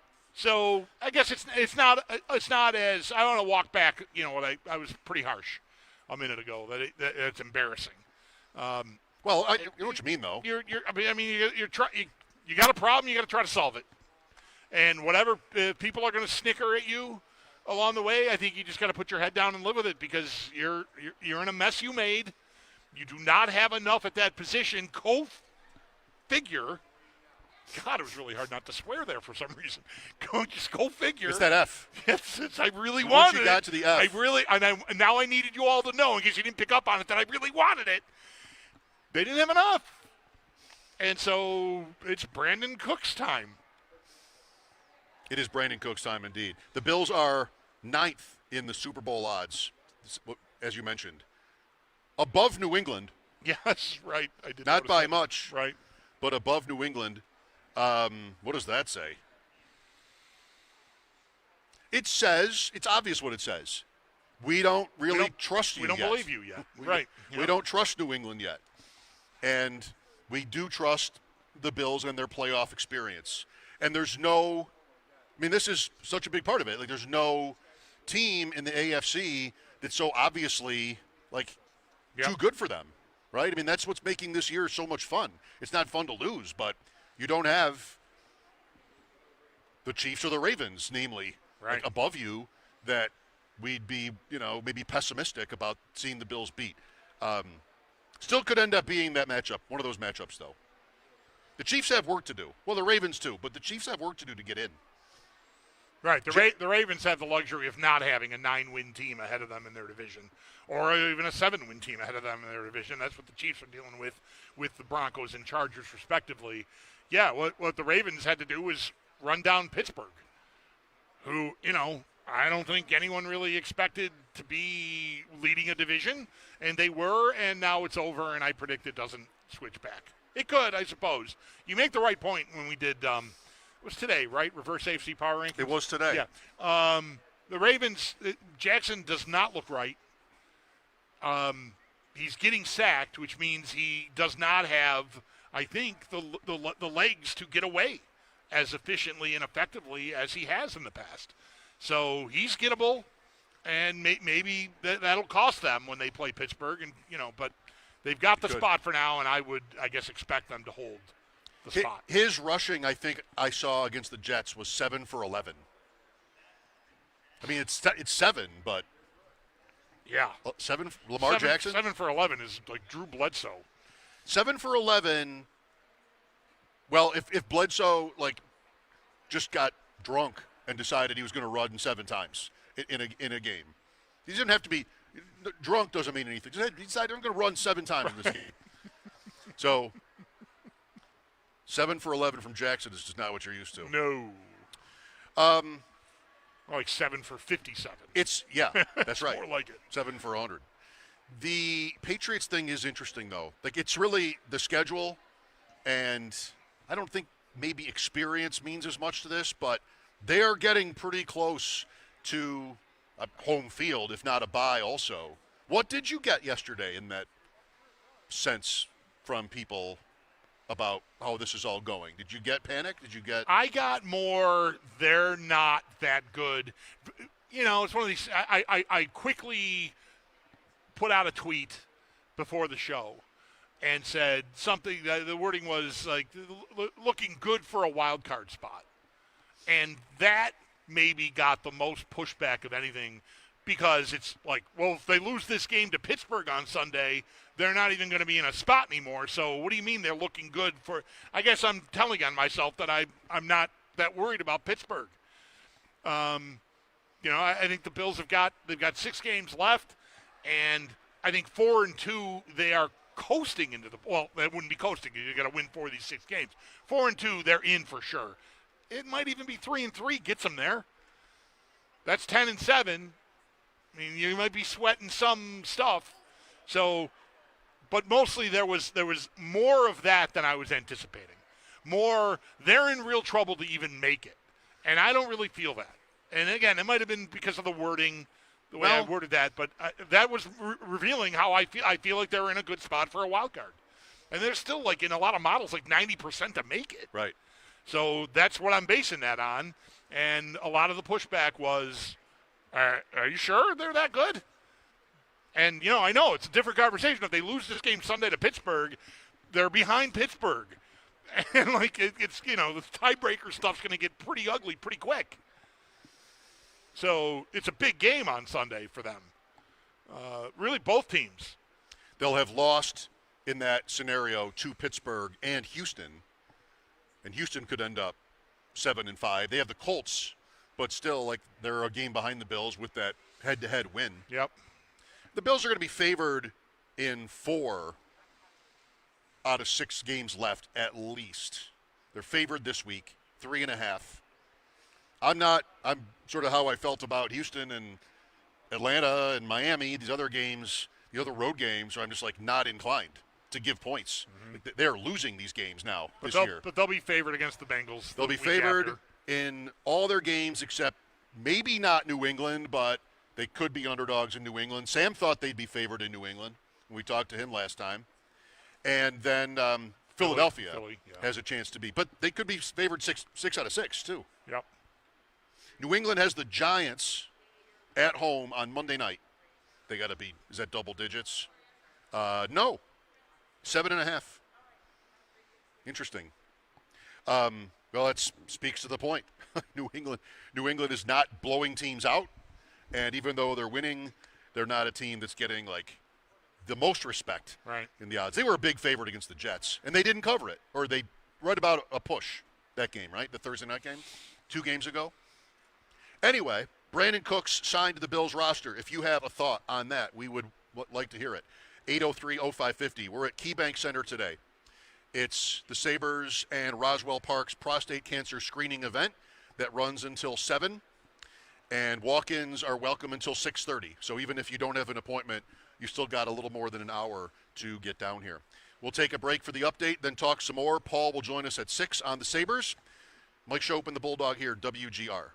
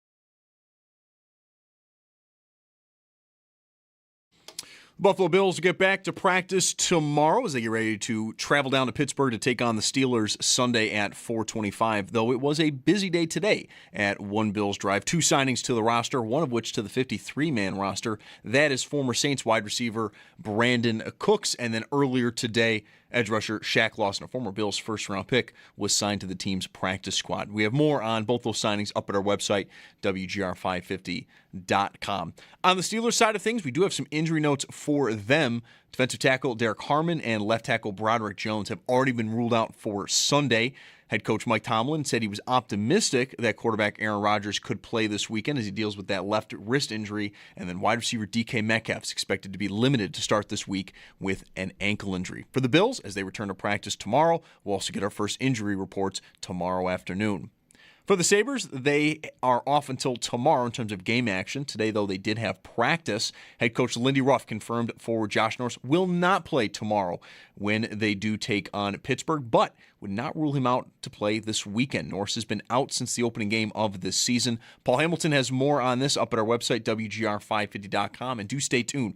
Paul is going to join the show in about a half hour at 6. And then also coming up at 6, over in college hoops, St. Bonaventure. They're down in Florida for the Fort Myers tip-off. They're taking on number 16 North Carolina. Again, that game is at 6. The Bonnies have started a perfect 5-0 to begin this season. That's Paddock Chevrolet Sports Headlines. Paddock Chevrolet celebrating 90 years of being your hometown dealership. I'm Zach Jones for WGR Sports Radio 550.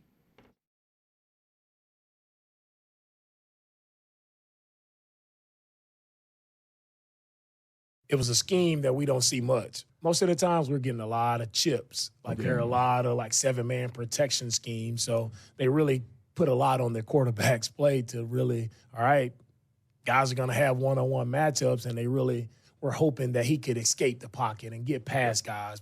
And he's such a big guy, such a tough tackle. So not only, were they able to get to him, but to get him down, that's a really tough tackle. And it was impressive the way those guys got him down. Texans coach DeMeco Ryans, Josh Allen, has been taking hits. And there's the coach of the last team to face the Bills describing how tough a job it was for his team to get there. But they did do it. Looking at Brandon Cook's Pro Football Reference page, it's fun. If he gets 50 yards a game here, that'll be 10,000, by the way. It's a serious number. He's been traded 4 times, not including that he was traded up for in the draft. That doesn't count. Okay. That's not you being traded. Right. The pick was traded. Right. Reference, as much as I love it, and I'm on the site dozens of times a day, most days, it's a little bit weird how they do it with trades because, it looks all the same here. But he wasn't – that doesn't count as a Brandon Cooks trade. Right. He shares the NFL record with Eric Dickerson for most times traded. And this doesn't count, but it almost should. The Saints just released him, and the Bills were right there to swoop him up. He was traded up for in 2014. And it's New Orleans moving from 27 to 20 and giving up a third. And the third became John Brown. Huh. And then what's he doing? Good question. And then in 2017, he was traded to New England in a draft pick trade. And Mac Hollins was picked with one of those draft picks. Okay. Are we done? Brandon Cooks trivia. Also, Trey Hendrickson was picked with one of those picks from that trade. At the end of that. By the way. All right. By New Orleans. Yeah. He is out Thursday night, I think I heard, Hendrickson. And so is T. Higgins. Right. I've heard that, both, yes. Cincinnati at Baltimore. Baltimore -7. Chiefs are a 3-point favorite working backwards Thursday in Dallas. And the Lions are only a 2.5-point favorite against Green Bay in the first game of the day. How much Jahmyr Gibbs do you have? Jahmyr Gibbs has single-handedly kept Tunsil's gas mask alive. So he's on 100% of your teams. He's on, yes, that's right. That's how I 100% share. I set out with that to be a goal in all of my fantasy endeavors this year. to make sure we got Jahmyr Gibbs on all your teams. And I was able to really dig in and make that happen. So, we barely won this week. I think we would have been eliminated from playoff contention with another loss. But Jahmyr Gibbs, everyone. Went for so we're alive. 60 points 60 or something, points. I think, in that league. Yeah. Right. If you have scoring bonuses, he got you to 60. Yeah. Flat PPR is like 55.4 or something like that, Gibbs. But, not bad. There were some good games Sunday. We didn't talk yesterday. But Giants-Detroit right, was good. Jacksonville-Arizona even was close. Yeah, right. Yeah. The night game was a dud. Last night's game was a dud. Yeah. Last night's game was I look, sleep comes, it comes. 17-9 maybe is where I was like, I'm looking like this is doesn't have to be over, but it is for me. I'm gonna read about it in the morning. But I wouldn't have been surprised if somehow they, found their way to a tying touchdown or something, but it didn't come. It was a sloppy mess of a game. I mean, geez, Purdy 3 interceptions in the first half. Yep. Just a mess. The weekend, Sunday was all right.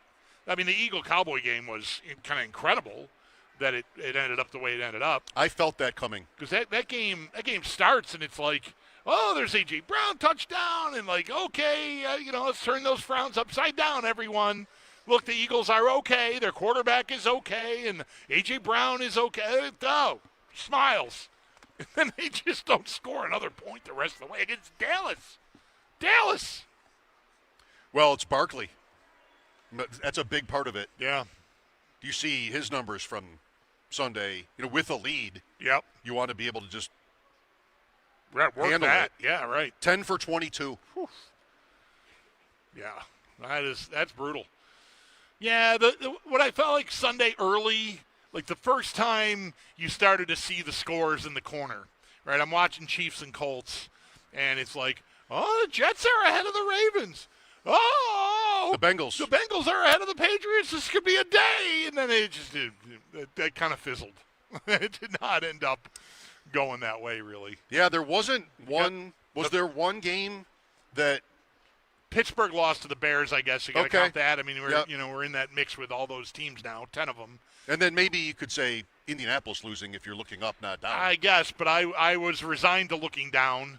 That's why I'm so mad at the Colts when we did reverse AFC power rankings a couple of hours ago, because I decided, without any dilemma, a week ago, I'm watching the Chiefs against the Broncos, and I think I want to root for the Chiefs, but I can't do it. I just cannot. My default setting is anything good that happens for the Chiefs, I'm mad. Anything good that happens for the Broncos, I'm glad. And I can't, even though intellectually I decided I wanted this outcome, I couldn't do it.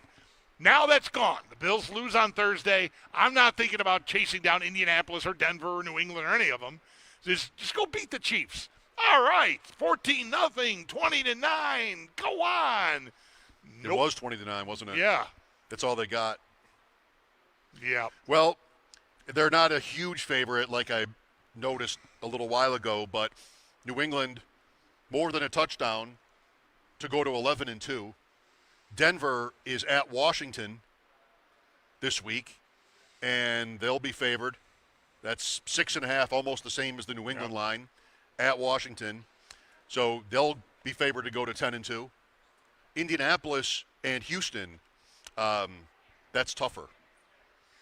And then you have the Ravens Thursday night against the Bengals, and they're a touchdown favorite at home against the Bengals. So it might be another week like that. Kansas City at Dallas, Bills at the Steelers, Jacksonville at Tennessee.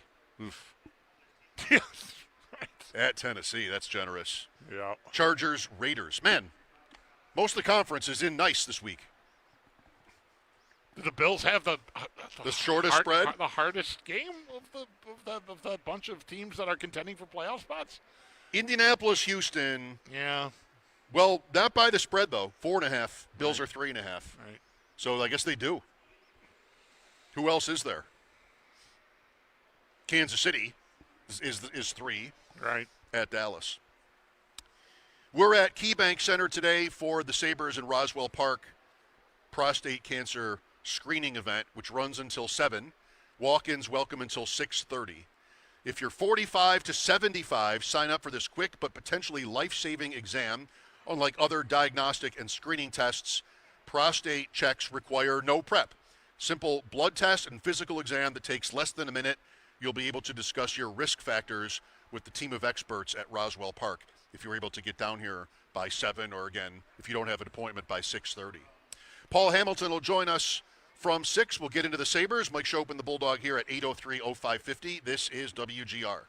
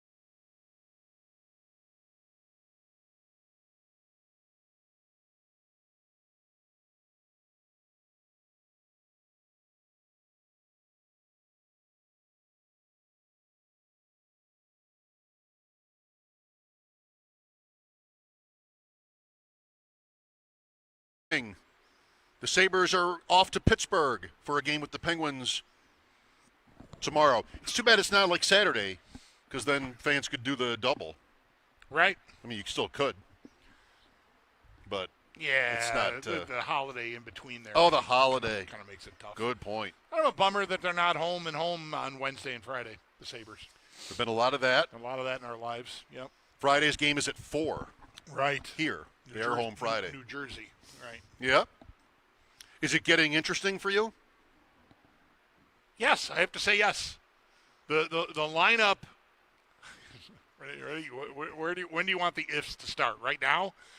If Norris, in the lineup, just changes a lot. They don't even have Kulich back yet, and I don't know what the timeline is on that even. But it looks like a lineup that I would want to respect. I definitely want to give them a lot of credit for Sunday. I mean, that is a team. Well, it struck me. I was surprised that they have won 4 or 5 in a row at home against Carolina, because Carolina is it's a very hard team to play, and they absolutely own the Sabres down there. And I did not know that it was a few games in a row that the Sabres had won in this building against that team. They just did a great job on that team. They really, really did. I mean, Friday, 9 goals, have a night. Yeah, that can happen. I'm way more impressed by 4-1 over Carolina. Nothing. I mean, the Blackhawks are having a nice year, so I don't mean to just blow past 9 goals, but it just feels like a game that you could look at as like a one-off on the heels of what happened Wednesday when they were so dead against Calgary. But Sunday's the kind of game that does get my attention. The opponent and just how they played. I did watch a good amount of that game, even though it was a football day. So, yeah, I think they're not insurmountably buried. Nope, not at all. Right? I mean, they're not even in last place anymore. They have 60 games left. Right. So, and they have still not really had the team that they envisioned having, and they won't for a while still. If Norris gets back on Friday, or I think they play again on Saturday night, Kesselring is going to be a while, it looks like, and sounds like. So still missing that piece. But, Benson is back and Zucker is back, and it doesn't look dire. The Sabres are in Minnesota Saturday night. So, right. The Leafs are in last alone. Yes, they are. It's so close. 28-21 is the entire range of point totals in the Atlantic Division. The Sabres have 22. So it's almost, not quite, but almost like they haven't started yet. You're 22 games into the season and everybody's kind of together. Not any different. In fact, it's even tighter in the other division. The Metro is 30-24 top to bottom, which means the conference, everybody is between 30 and 21 points. 16 teams. What was the point of all this, these games? Why do we even do it? Right. Last in the league now is Nashville. Stamkos. Ryan O'Reilly. Has he lost his love for hockey in Nashville with a record of 6-12-4? Still Philip Forsberg and Saros, and there's a lot of familiar names there. And the one team that has separated in the league is the Avs. 1 regulation loss, 16-1-5. Man, you like it when I give you the exact thank you for the that. standings Yes. as they're meant to be. Right. Expressed. Yeah, they are. I'm done with them. What's that? We're done with them. That's right. Those games are hopefully that'll out come of the way. That'll come in handy down the road here. Yes. Done with Utah too. Done with Utah. And they lost all 4 of those games, right? Or did they beat? Utah. I don't remember. I don't. No, they got. Yeah, no, they. I think they lost them all. I don't know. I don't remember the Colorado game here. You know why? Because I remember the Colorado game from last year, where they had a big lead and lost. Right. That's what happens to you. Are you looking that up? Yeah, I am. I wanna know. I gotta look here. They lost to the Avalanche here 3-1. That game was close, and the third period, at least as I remember it, they just couldn't generate anything. They were in their end just like the whole third period against Colorado. Lost to the Mammoth here in overtime 2-1. Lost out there to the Mammoth 5-2 and 6-3 to the Avalanche out there. All right. So there you go. But that's all over. When they meet in the finals, you'll have to go way back. Those teams can't hurt them It anymore. might not even be relevant. Can't touch them. So it's so long ago by then. Pittsburgh tomorrow night, 10-6-5, 25 points. That's really, I mean, hockey tends to be like this, but for everybody in the conference to be packed within 9 points, kind of ridiculous. I don't think it's bad necessarily. It's just kind of wild. Yeah, the games are as close as ever. Like I need to look again. I'm pretty sure I saw some reference to they're tracking toward some new high mark of overtime, games getting to overtime already this season. So it's early, still as a season goes, small sample size here. We're, whatever, 6 weeks or 2 months in barely. But games are tight.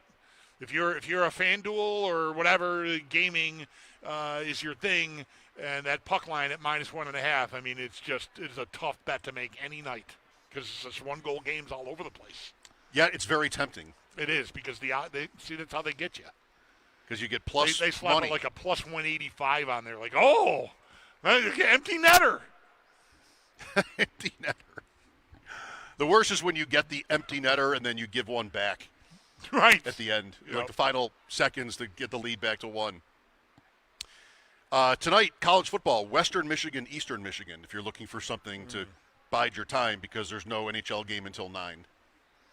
Although I don't know when this game starts. It might even be over. It's Thanksgiving week. It could be an early start. Afternoon action. Maybe. Tuesday afternoon. Why not? Is that a Moody Blues song? Has the show ever. Paul Hamilton coming up after the update. Mike Schopp and the Bulldog here, WGR.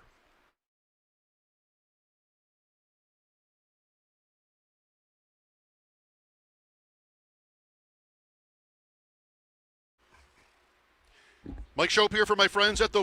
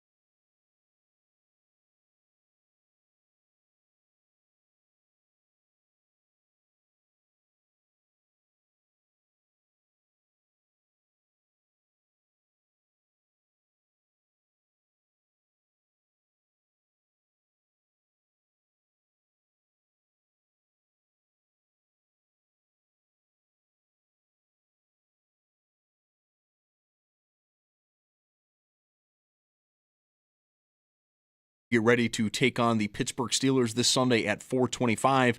But it was a busy day over at One Bills Drive as the team did announce 2 signings to the roster, one of which is to the 53-man roster, that being former Saints wide receiver Brandon Cooks. And then to the practice squad is former Bills first-round pick, edge rusher Shaq Lawson. For more on both these signings, we do have pieces up at our website, WGR550.com. To the Bills' opponent this weekend, the Steelers, we actually have some injury notes for them, as 2 players have been ruled out, defensive tackle Derek Harmon and left tackle Broderick Jones.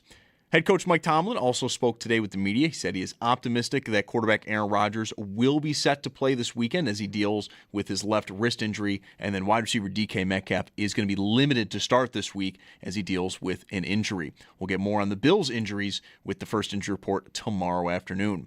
Around the rest of the NFL, Panthers safety Trayvon Moring has been suspended 1 game without pay after striking 49ers wide receiver Juwan Jennings in the groin in last night's contest. And Chargers running back Amarian Hampton is having his 21-day practice window opened up.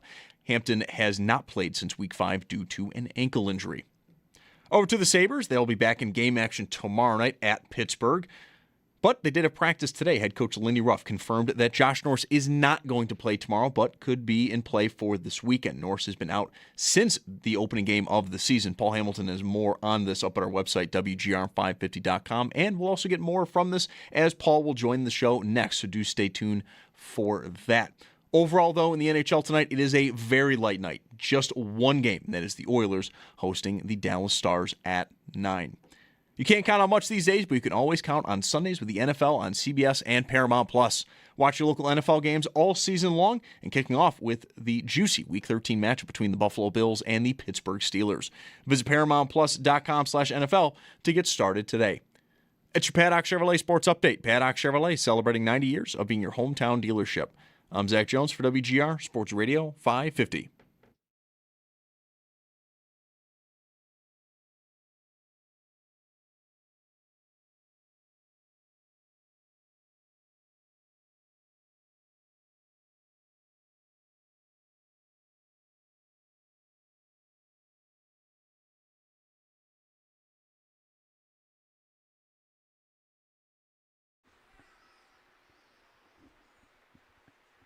ABBA, 8-bit ABBA. Gotta love it.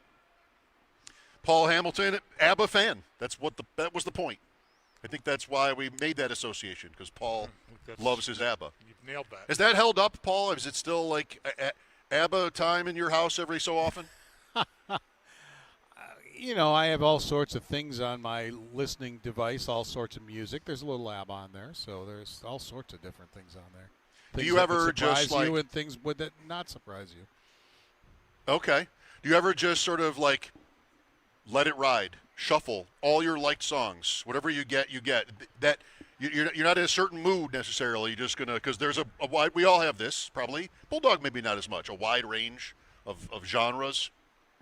What kind of thing is that to say to me, that I don't have a wide range of Well, genres? Just because I don't like Journey, I don't have a wide range of genres? Well, I can't see you listening to like classical music or That's fair. It's not something I do a lot of. yacht rock. You're not coming to the Journey final concert, whatever that mess is that listen, they have coming? Final Frontier. I don't want to get into all this again. I respect that. It's just not my thing. No, no, I'm not gonna go. No, yacht rock. Listen, I've thrown a Steely Dan album on in the attic, and I sit there. It's a battle because I feel myself, I'm like, really dig this. I'm singing along. What is happening to me? Stop it! Go do something else.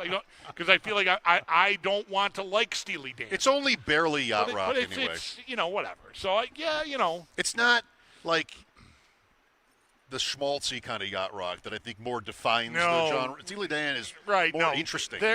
Musically, they are extremely interesting. All right. How many Sam Spence? Sorry, Paul. Just one more. How many Sam Spence songs do you have in your on your list? I've got like 30. NFL films. See, that's another one. That's what I meant. I can't see you plugging in that's absolutely, NFL films. You're right. I'm sorry. I objected so vigorously. I certainly respect your taste. I understand what you're getting at. That's all. Well, Bulldog. It's not weird. when you finished watching the Bills movie the other day, followed by the Chiefs movie, which is on right afterwards, are you hooked on Hallmark now, or did you just sit all night and watch the rest of the movies that were on? I don't even want to continue this line of inquiry. Did you watch it? Was it out? It's out. I have not. I'm happy for all of the people that I know, and I know a number of people who were involved, and like good for them. I sent in an audition reel to the guy that reached out to me. I went for it.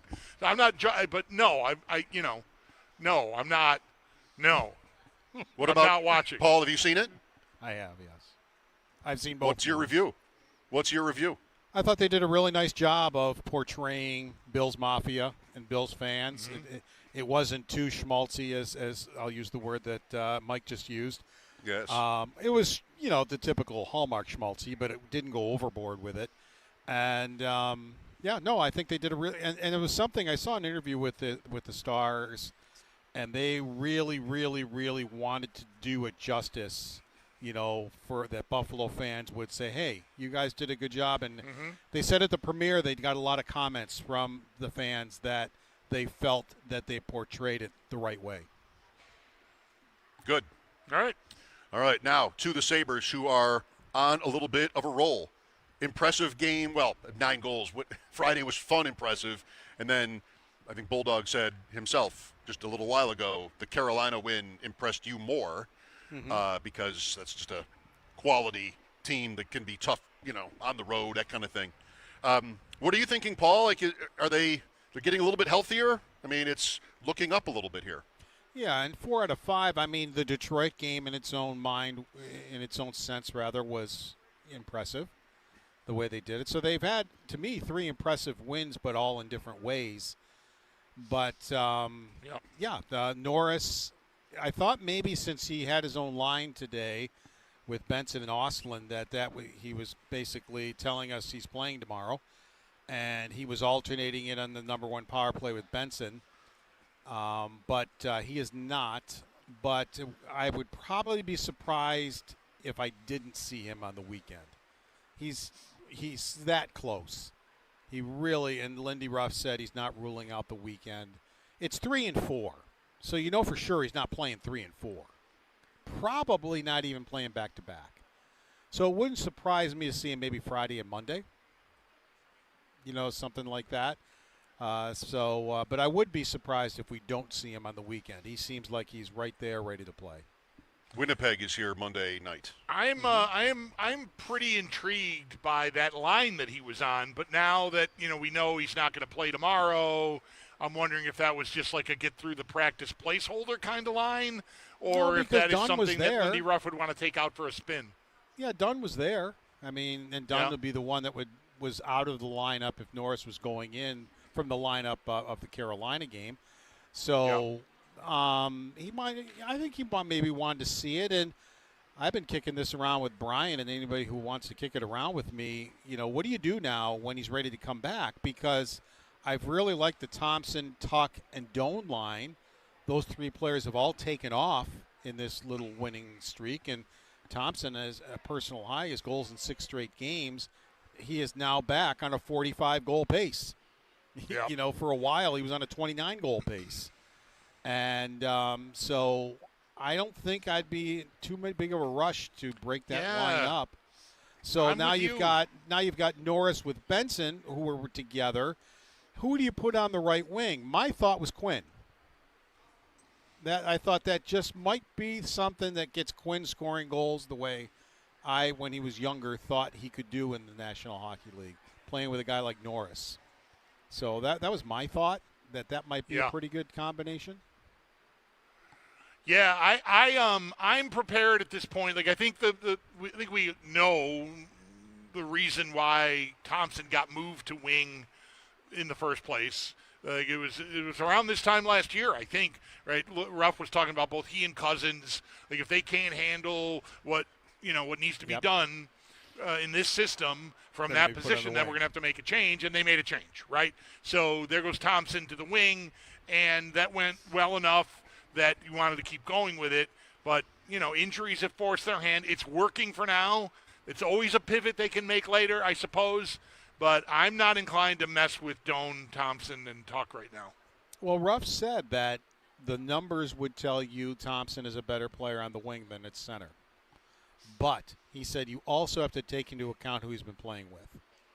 And he goes, I think that matters. He goes, a lot of the time he was on the wing, he without Benson, without Norris, right. Right. So, then he went to center, and he seems to have flourished again. So that's one of the reasons he gave for leaving him on the wing last year. He just said the numbers would tell you that's where he belongs. But he goes, all of a sudden you had a need here, and it's worked out very well. Yeah, some of those numbers I imagine are like all around, like defensive metrics, that kind of stuff. Because that is, I think, like to circle all the way back here to the original point, that's why Thompson got bumped out of center in the first place. And I guess until that becomes a problem again that they can't live with, that's not offset by the rest of the lineup and Thompson himself specifically performing, then I think I would want to just ride with it for a while here and see where we land. Because it does, you remember, like going all the way back to Don Granado's idea to pull Thompson off the wing. It's one of my favorite all-time hockey coach commentaries was, well, the walls sort of defend him, and he's in the middle, and he can use his reach on both sides. It's just, there's a lot more there that you're just losing out on if, one of the boundaries defending him is the wall. So I still think that makes sense. It's just a matter of whether you can live with the defensive shortcomings that I think Thompson are going to crop up. finally admitted that he feels more comfortable at center. He's never admitted that. He's always said he'll play where he's needed, and he has scored goals on the wing. Yep. It's not like he stopped scoring goals over there or whatever, but he finally admitted when he went back over there and kind of got out of this funk that he had been in for quite a while. Well, he took over that Detroit game, went to the middle and took it over. Yeah. I mean, and has played great ever since. He's been Tage Thompson again. There's no reason to move him. A big part of Friday night was Tuck and the 4 assists he had. And, Paul, you and I had a lengthy conversation on pregame about where he had been this year and the contract. And, you're starting to wonder if that is looming over not only him but the entire team. Collectively, like, what are we doing here? Are we going to pay our guy? We're going to trade our guy? Just fold the tent and go home? And, boy, I mean, it must have been a big relief, I think, for everyone to see him have the night he had on Friday. Yeah, I was really bugging him and talking to him after the game. He said, he goes, I felt more like myself finally. He goes, I just haven't felt like myself out on the ice. And when that happens, you start pressing. And then you start doing things that are not good for the team or yourself.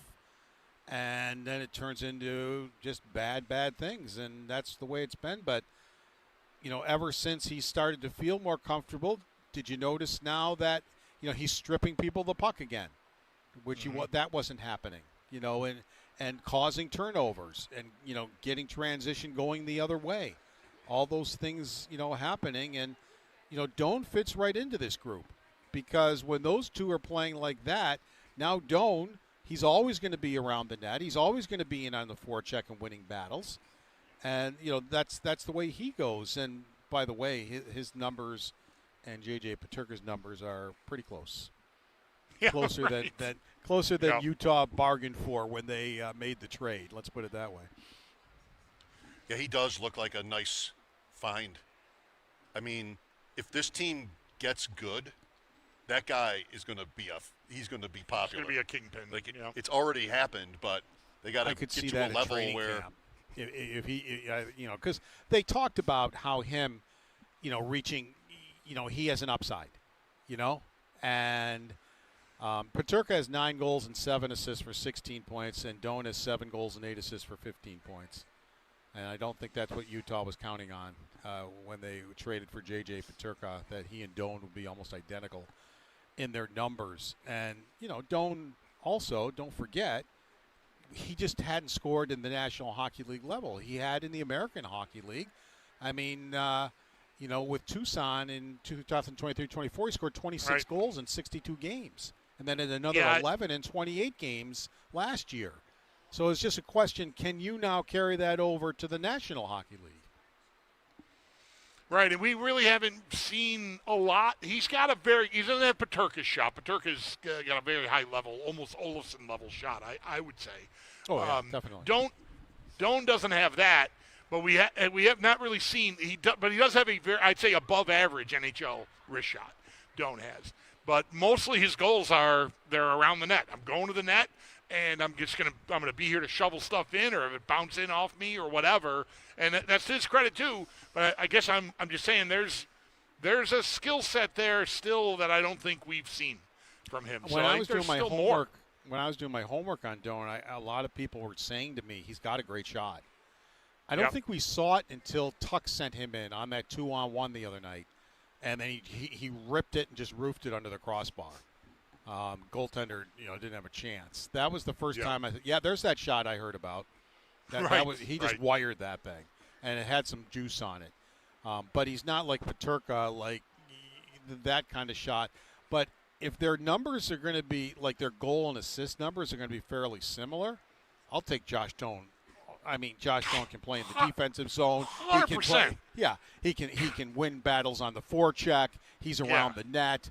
The only thing that J.J. Peterka has on him is a shot, and probably by the end of the day is going to score more goals than Josh Doan is. But I quite honestly think I would rather have Josh Doan than J.J. Peterka. I think I can already say that, and I probably will still say that next year and the year after. Luukkonen looking up, Paul? He is. I mean, his last 5 games, his numbers aren't bad. Now, they all aren't starts. The one was he played most of the game because Lyon only played 6 minutes and got pulled. Colorado, right? Right. But Luukkonen's 3-2 in his last 5 appearances. He has a 2.42 goals against and a 9.10 save percentage. So, he's kind of rounding into form. I thought the last game against Carolina will just rip shots from anywhere. They're a shot volume team, and that's what happened in the third period when the shots were, I believe, 13-4. But I never once in a 3-1 game said to myself, the Sabres are in trouble. Because Luukkonen was solid. He was stopping, the long shots, holding on to the rebounds. If he had one from in front, he made the save on that one. But how many grade A's really did they have in the third period? Maybe 1 or 2, maybe. But I never thought to myself, boy, they are in trouble. They're hanging back here. It's just that's what Carolina does. They shoot the puck from anywhere. That's what was so impressive to me about that win, Paul, is that it wasn't a hang on. It was a just close it out. And there's a difference. Yeah, get it to the garage, as you like to say. And that was a perfect game where they got it to the garage, without any damage being done to them. How about the blue line, Paul? I mean, Dahlin, is he settled right back in here, and it's almost like he never left? Yeah, I mean, he played those 4 games, coming back from Sweden at 7 assists. Actually had a goal, but the NHL, for whatever reason, didn't think that was a goal, but I thought it was. I don't even think there was any question, but anyway. I mean, offensively, he's been good.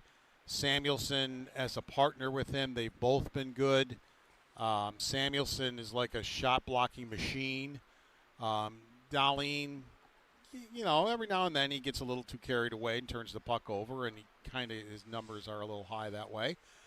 But overall, I mean, ever since he's been back from Sweden and got a chance to see his fiance and have some appointments, life appointments, things that the two of them need to know for the rest of her life. I mean, he came back. I haven't seen like that. I can't tell you the last time I saw him like that. He was just all smiles and all positivity, and that had to rub off on his teammates. Also say, look at Raz. He's doing good. Everything's going well, and he's doing good. And I think he just needed to go back and see it for himself and participate in those. And the Sabres would never admit this, but knowing that Dahlin had to go back and do that at some point, that was the time to do it. Because you're not winning in Colorado. you probably aren't winning in Utah. I mean, you're not winning in Carolina, even with him out there. So let him go do that. You're going to lose those games anyway. And, he's back for the Detroit game, and they turn it around and win it. Last thing, Paul, quickly, I'm sure you've noticed, the standings are amazing. Division, conference, all 16 teams in the East are within 9 points. Top to bottom in the Sabres division is 28-21. So 60 games left. I mean, the season did not get away from them. Well, I might push back a little bit on that. They still have 7 teams to leapfrog to get over. That's tough, even though that's only 4 points to get to the playoffs. I mean, if they were 7 points behind it in 9th place, I wouldn't even worry about it. Yeah, you can make up 7 points on one team. That's fine. Because it took them they had to get 4 wins and 8 points just to get out of the cellar. That's what it took to get out of the cellar. Yeah, well, right. And they got by, at that point, they got by both the Leafs and the Rangers. The Rangers won last night, so now they're tied with the Rangers. But as far as I go by points percentage, because it takes the games in hand out of the equation. So they're both 500. The Leafs are 477. The next team is Columbus at 543, which is 3 points ahead of the Sabres, or points percentage 543 to 500. I mean, the Pittsburgh Penguins, they're in 9th place. You're playing them tomorrow. They're right there. But the problem is you've done all this mostly at home. Now you're 8 out of 10 games are on the road. You've won 1 game on the road, and you were darn lucky you won that one. That was the last game against Detroit where you were down by 3, and all of a sudden you started playing the way you were capable of playing, and you were able to come back and win a hockey game. But the road has not been good to the Buffalo Sabres. They're 1-5-2, and 8 are their next 10.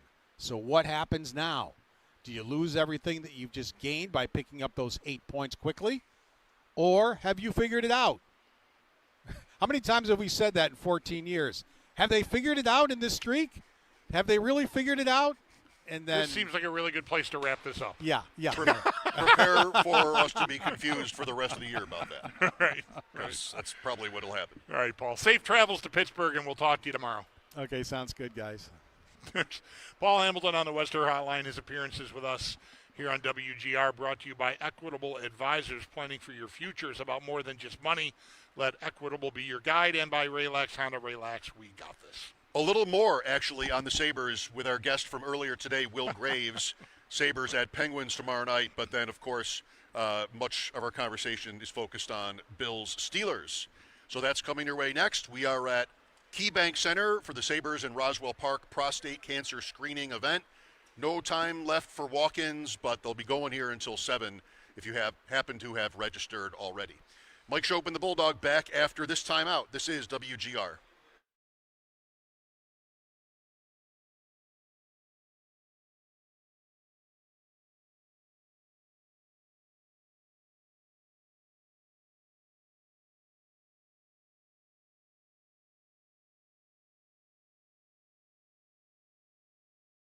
Bulldog here, letting you know that FanDuel's got a